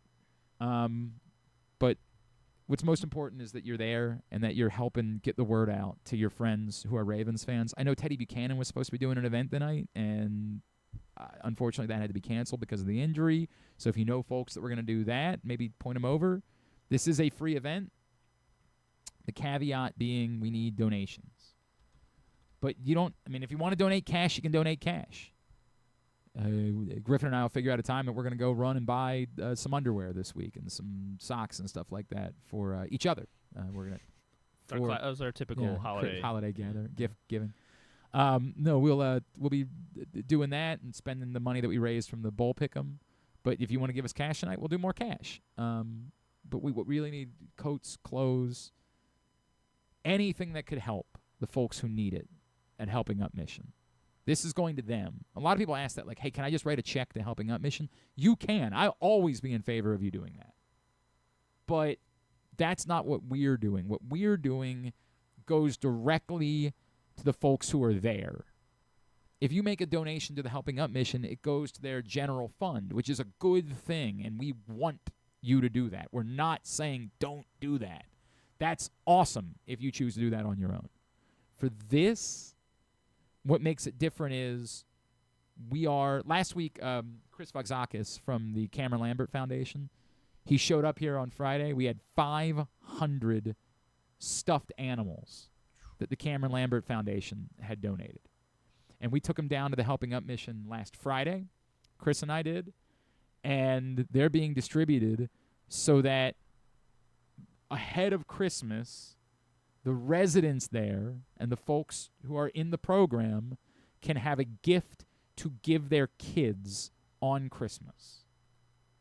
Because that's what we're talking about. People who have nothing and now have something to give their kids. And so that's what we do with this. This is for them. It's for the people. It's to show them that the community supports them and that we want to do what we can to help them pick themselves up. And if you don't know about the Helping Up Mission, it is one of the highest success rates of any facility of its kind in the country. And the number will still sadden you because you're dealing with what you're dealing with when you're talking about addiction, you're talking about people that have hit rock bottom. But it is one of the most successful rates in the country because of the complete nature of their program. And we just want to lift those people up. So we're asking you to be there tonight and during the day today to get the word out. Just throw the flyer up. If you're like, hey, man, I haven't seen the flyer, message me. I'll send it to you. Throw the flyer up on your social pages. Reach out to your family. Reach out to your friends today. Hey, what are you doing tonight? You want to meet me over at Chick-fil-A Nottingham Square? Go grab a couple of coats. I did it this weekend. I got a trash bag full of clothes from just my closet that I don't need but can help somebody else. That's what we need. So as of tomorrow, I'm not going to be able to share this message anymore. Please help us. Helping Up. Let's get a tidbit.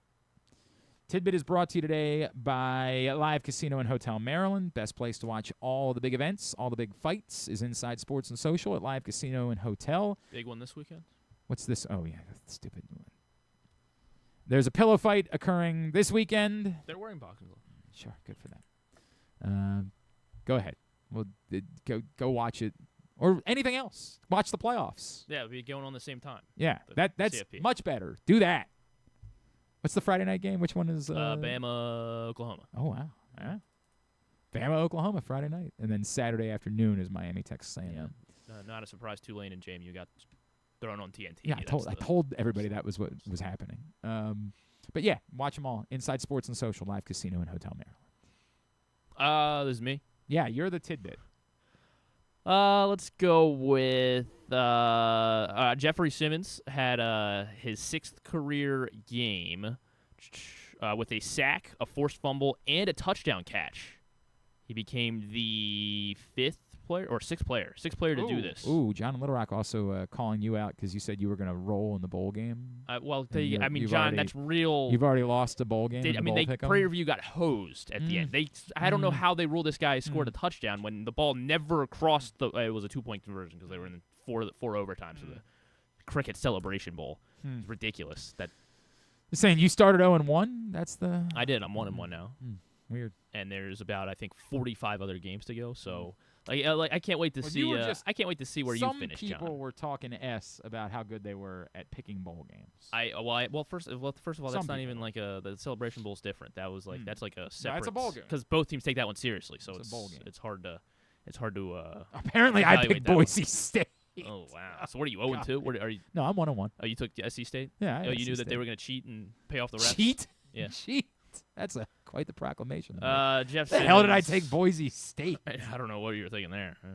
Well, you love Boise. You've got you. You think I do Boise's, love. You think Boise's always good no matter what. I still have emotions related to the Fiesta Bowl from years ago. So yeah, that is part of the problem. Sixth game in NFL history that a player has had a sack, a forced fumble, and a touchdown catch. Jeffrey Simmons did it yesterday for the Titans. Did you see the play that he scored the touchdown? No, I didn't. It was crazy because it was Cam Ward was like scrambling, like it was a breakdown, like the play broke down, and Jeffrey Simmons just kind of snuck to the weak side of the field and was wide open in the end zone. Like they just stopped covering. It was actually a really great play. There's no Warren Sapp. I'm trying to think of guys that like lined up offensively. No, not Warren Sapp. Sixth game, fifth player. So one player's done this twice. Sack, forced fumble. J.J. Watt. J.J. Watt's done it twice. Okay. He did it twice in the month of November in 2014. Good for J.J. Watt. I don't know. Prior to that, it happened twice in 2007. Two different players. 2007. Julius Peppers. Not Julius Peppers. How about? He was a basketball player, so that was what I was working with there. 2007. It's not Haloti Ngata. We'd remember that. No, not Haloti Ngata. Did he ever score a touchdown?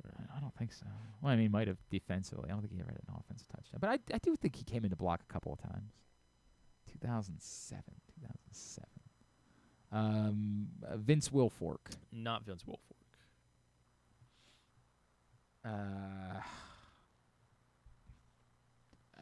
Gerald McCoy. Not Gerald McCoy. I guess it doesn't have to be a defensive tackle. I guess it could have been. Yeah, I mean, it could, but I believe these guys were, I guess, defensive ends. Yeah, like.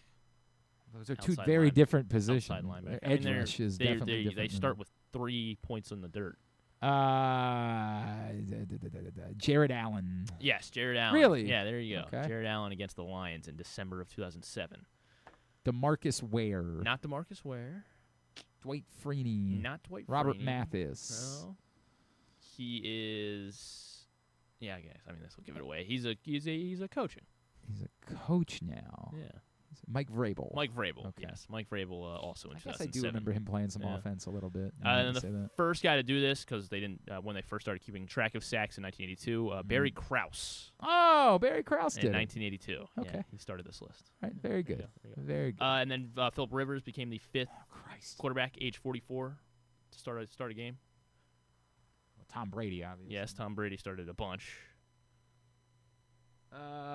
Steve DeBerg. Steve DeBerg. He was the one I was like, "There's no way you're gonna get him." No, I mean, I guess because you were a kid when. Yeah, it was like a phenomenon. And it was the same thing where he came back like 5 years after retiring in 1993.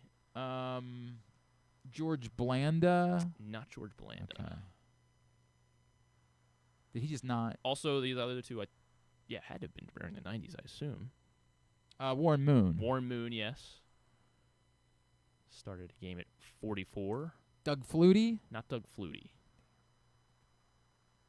And Drew Brees didn't get the 44, right? He was in his 40s, but I don't think he got the 44. This guy actually, he would have been, oh wow, okay, it would have been mid-2000s.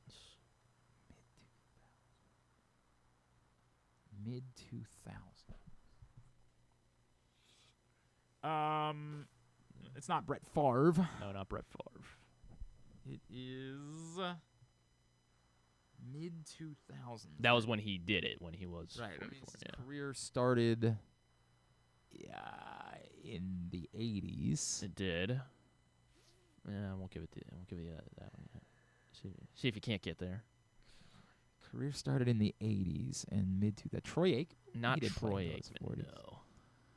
Former Raven. Oh, Vinny Testaverde, yes. Brady, Vinny, Rivers, DeBerg, and Moon, the 44-year-olds. Right, very good. Let's get Tubular. Tubular is brought to you by the print issue of Pressbox. We're just 2 days away from the annual Best of issue of Pressbox hitting stands, and you'll be learning this week about who our Mo Gabba Sports Person of the Year is, so make sure you're looking out for that. You can get it for free at your Baltimore area High's Dairy stores. The new print issue of Pressbox, and coming this week, it'll be available for free, and of course, you can read it all on PressboxOnline.com. Here's what's coming up tubular-wise. Really the only thing is the football game, Dolphins-Steelers. What did Dolphins fans do? They have, like, fins up? Maybe, yeah. If we go fins up. Is this maybe, it? but that's kind of a shark. I don't know. Yeah, right? I don't know what fins up. Go Dolphins. They definitely say the hashtag's definitely fins up, though, I think. 8:15 tonight on ESPN. There is a Manning cast on ESPN, too. That's it. There's really AFC Bournemouth and Manchester United at 3 on the USA Network. The men's soccer championship is tonight on ESPNU at 7 o'clock. Washington, who, of course, beat Maryland in the quarterfinals, takes on NC State. So the Cinderella runs ended for Furman and St. Louis in the semifinals.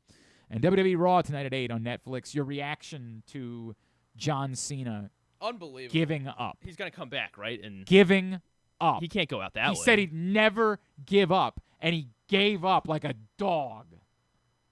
That was your hero. Hate Gunther. You loved him. Gunther's the worst. And he gave up. That's not on Gunther. That's on you. And it's on John Cena for quitting. He quit. It is ridiculous. He quit on you.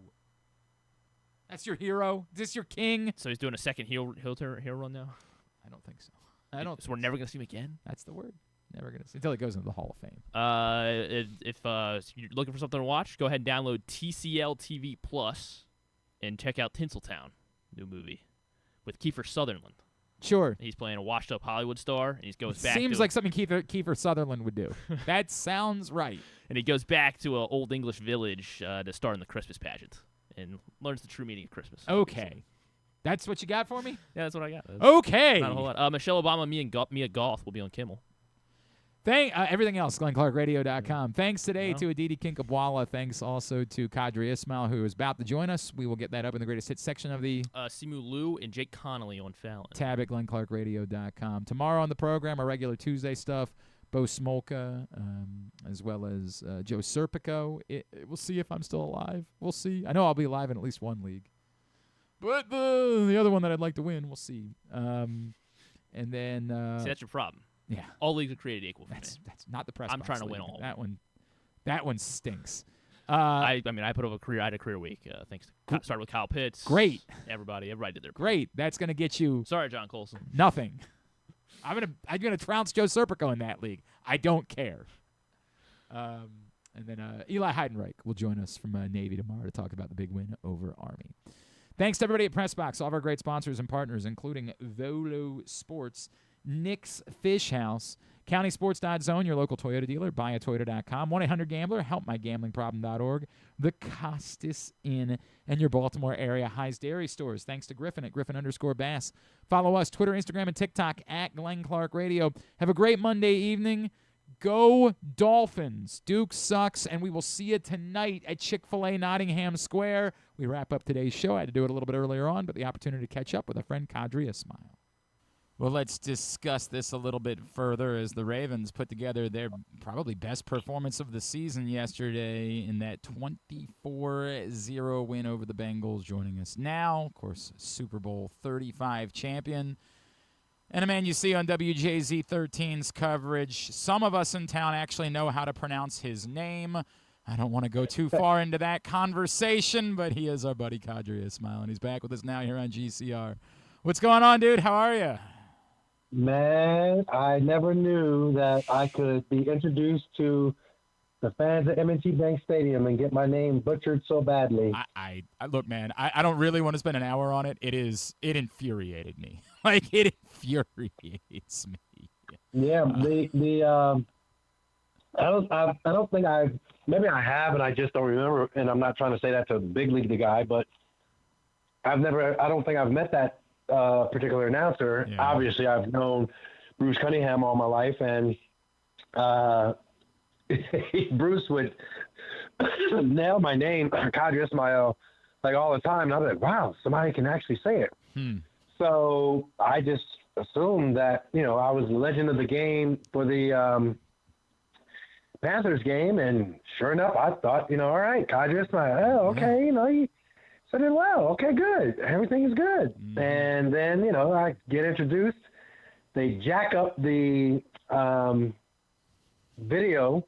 I guess, I don't know what they did. I'm not even going to make an excuse for them. They just jacked me up. So I'm like, as opposed to going out there and, me celebrating with the crowd our achievements, we wound up getting me like, boop, he skirted me off the video and then butchered my name. So I was like, well, okay, yeah. Talk about unprofessional. At least you're not, a hero of this organization and someone who is, devoted their entire time and their life to this community. At least you're not that. At least that. Oh, that's right. That's exactly. Well, other than all that, hey man, we've talked a lot this season, and there's been a lot of. I've heard mother of pearl from you a lot in discussing the Ravens this year, and I think a lot of us were right on the cusp of believing that maybe this really was going to go seriously the wrong way down the stretch. What do you make of what happened yesterday? Was it, this is the NFL, goofy things can happen in 1 week. Was it maybe the moment that we'll look back on and say, boy, did things turn in a major way in this one particular game? Well, I am the type of player to be glass half full and hope for the best, and then there's some realism that gets sprinkled in there. I think the glass half full is, hey, I appreciated the resolve that the fellas had of saying enough is enough. We didn't play our best on Thanksgiving. We know that we turned the ball over. We know that we gave up a lot of plays defensively as well. And collectively, as a team, we didn't play any level of complimentary football. Let's go out there and do better. We're going to work to do better in practice, and it's going to show up in the game. And I think that's what was this game. Now, how do you grow on it? How do you say, okay, if you look at the Patriots, if you look at the Bills, if you look at the Chargers, if you look at the Broncos, heck, you can even look at the Jacksonville Jaguars. You're looking at teams that you're potentially going to be playing. Look at the Texans, who beat us, and yet they still were left for dead, but they somehow found a way. All these teams, we know that we put ourselves in this position of just being 500. We know that we've not played the greatest football in recent weeks, but if we can grow off of this performance and get ourselves back in the conversation of the upper tier teams, then let us go out there and do it. I think that's going to be the challenge for them. Do you believe, like obviously they got Tavius Robinson back yesterday. They got our Darius Washington back yesterday. I know the Bengals' offensive line isn't great, but they were all over Joe Burrow. Is Tavius Robinson that significant of a difference maker that was the story after they couldn't generate any pressure a week before against Aaron Rodgers? What do you make of how that happens? Well, I mean, you say it in such a way like, oh my God. But I think part of the flow is you got your dudes. You got, all hands on deck. You got guys that can rotate in there. You got guys that are going to know their assignments. You got, talent. Obviously Tavius is a talented player. Now, yeah, when he was out there and they collectively weren't playing all that great, that's one thing. But I know one thing, you get motivated to get back out there, to reestablish yourself. There's that extra motivation. He clearly had it. They clearly fed off of it, and it was good. It was a good performance by a team that couldn't generate pressure just a few weeks before. So that, to me, is a level and a sign of growth. The comments from Marlon Humphrey after the game yesterday, where he was talking about the impact of Ed Reed's visit, and we always laugh about things like earlier this year when Lamar Jackson had the ping pong tables removed. We always make jokes about this stuff, right? Like, at a team struggling, get rid of ping pong tables, right? Like, we always do this. But this, I just want to get an athlete's perspective, and knowing how much you care about the human body, I really am interested in your thoughts on Ed Reed telling the Ravens to get the snacks out of the meeting rooms, and Marlon Humphrey feeling like unprovoked, like he needed to bring that up yesterday. And should we laugh about it and say, hey, that probably has nothing to do with what happened yesterday? Or is there some part of that resonates with you? Like, yeah, why are we doing snacks in meeting rooms? Honestly, when it comes to the details of winning, leave no stone unturned. And I'll remember vividly for the rest of my life walking through the hallways. I am part of the Ravens broadcast team doing the games where my name was never mispronounced. Thank you, Jerry Sandusky. And literally, Art Jones, rest in peace, fellow Syracuse Orangeman, he and I walking down the hall. I was obviously observing some of the details of the game, and I was like, hey, Art, like, bruh, you've been balling lately. Like, you know, what's been the turnaround? He goes, man, Ed Reed, he just told me, hey, man, you need to play better. And that was all it took for him to recognize, oh, shoot, Ed Reed is looking at me. I got to play better. The art of winning, the art of excellence, it comes in different forms. You have to embrace it, and so you can live and exceed into the excellence that you were destined to be in. So let that sink in a little bit as we remove the snacks. Man, I'm listening. Now you're also selling me on the idea that, like, I know we joke about the idea of putting Ed Reed on the coaching staff, but, man, if I'm the Ravens, if this is the impact that the presence of Ed Reed has, I give him some sort of job. Chief of staff, I don't know what it might be, man. Just have him in the building to be there and offering insights. Be a consultant or something, right? Well, yeah, that sounds good in theory, but you also have a thing called jealousy, and you also have a thing called protecting your own turf. You know, people, the laws of power, people don't want to be upstaged. So that is always ever present, including when you have people who, you know, conspiracy theories why your name is mispronounced. So go ahead. Qadry Ismail is with us here on GCR. Qadry, Lamar said after the game that he had tried telling everybody that he felt better during the week, and I think we as media members have been kind of dismissive of the answers that he's been giving to those questions because he's been so dodgy about them for a few weeks. I think starting in the second half of the Steelers game, he has looked better. He's looked more interested. The run that started that first touchdown drive was kind of vintage Lamar Jackson. Look, the offense still isn't fully clicking, right? They scored 17 points against a really bad Bengals defense, but are you starting to see signs that make you think it's possible that we're still going to see the best version of Lamar Jackson down the stretch here? I could see that, and that's fair because of him, you know, missing different practices, coming out there, not looking as sharp, obviously not being able to sling the ball into the end zone like he would want to. But then the other side of it is there are some of the players who they too have had their issues with holding on to the ball and making good decisions, or just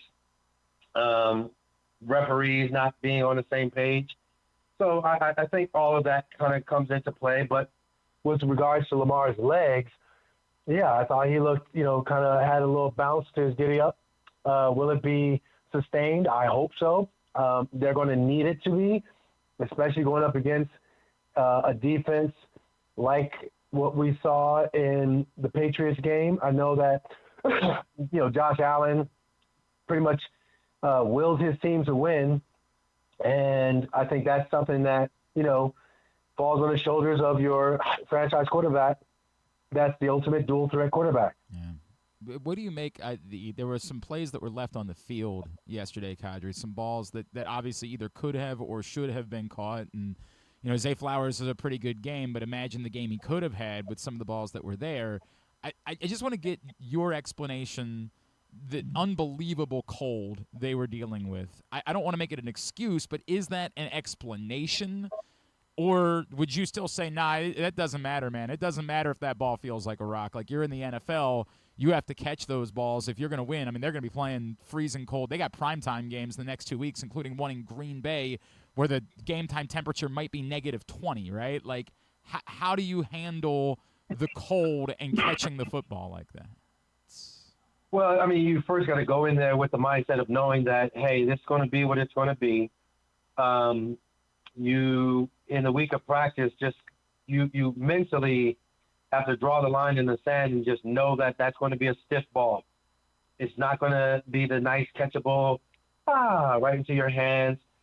We call it, like when we were in Minnesota with the Vikings, I remember Brian Billick, former Ravens head coach, but he was also our offensive coordinator in Minnesota, and he would take our receiving core over to the judge machine, and it would be cranked up to 50 miles an hour. But even though we were indoors, the doors of the indoor facility was open. Therefore, it was an ice box. And so it was always Arctic degrees inside, and we would be catching the ball off the jugs. But it got you so used to, like, all right, this is just a hard ball.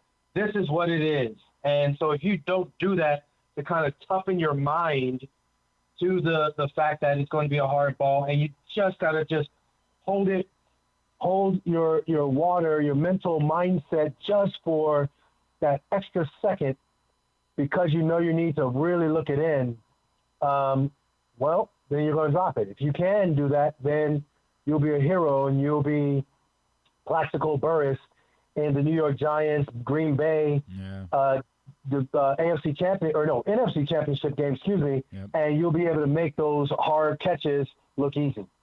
Qadry, one more.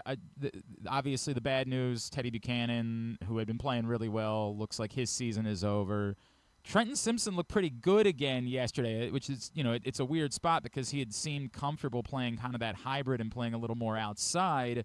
He looked pretty good yesterday, but is the answer to that Trenton Simpson, or is the answer now with both, with Ardarius Washington back and Alohi Gilman, that maybe it's once again, in case of emergency, break glass and just have Kyle Hamilton play some more linebacker moving forward? Oh, it's going to happen. I mean, shoot, I wouldn't put all my eggs on Trenton Simpson. I think that, some of the things that he can do, they found that works best for him. I would keep him in that lane, and then at the same time utilize other guys that are more able to handle the load, similar to what you're saying with Kyle Hamilton. Yeah, I think, look, man, there's nothing. I don't doubt that guy can do anything at all. Qadry, you want to remind everybody about missile training? Well, it's missile training. That means that you spell it with 2-letter I's as missile, and then training. Training has I's in it, too. It does. MissileTraining.com. And you can interact with me over on MissileTraining.com if you're looking for human movement and sports performance training. And you can just call me Coach Q. So unlike the Ravens PA announcer who says different guys' names that are extremely hard and difficult to pronounce, my name is Qadry Ismail. Very easy, not a lot of syllables. Boom, Qadry. That's it. Ismail. Boom, done. MissileTraining.com. Check me out on there. Human movement, sports performance training, Coach Q. That's it. A reminder, you can also follow him on Twitter. I believe it's at Qadry Ismail. Is that, do I have that correct, sir? Is that? You are in the ballpark. At Qadry Ismail is how you follow him. Brother, love you. Happy holidays to you and your family. Always appreciate you, man. Thanks for hopping on this morning. Appreciate you, brother. That's my guy.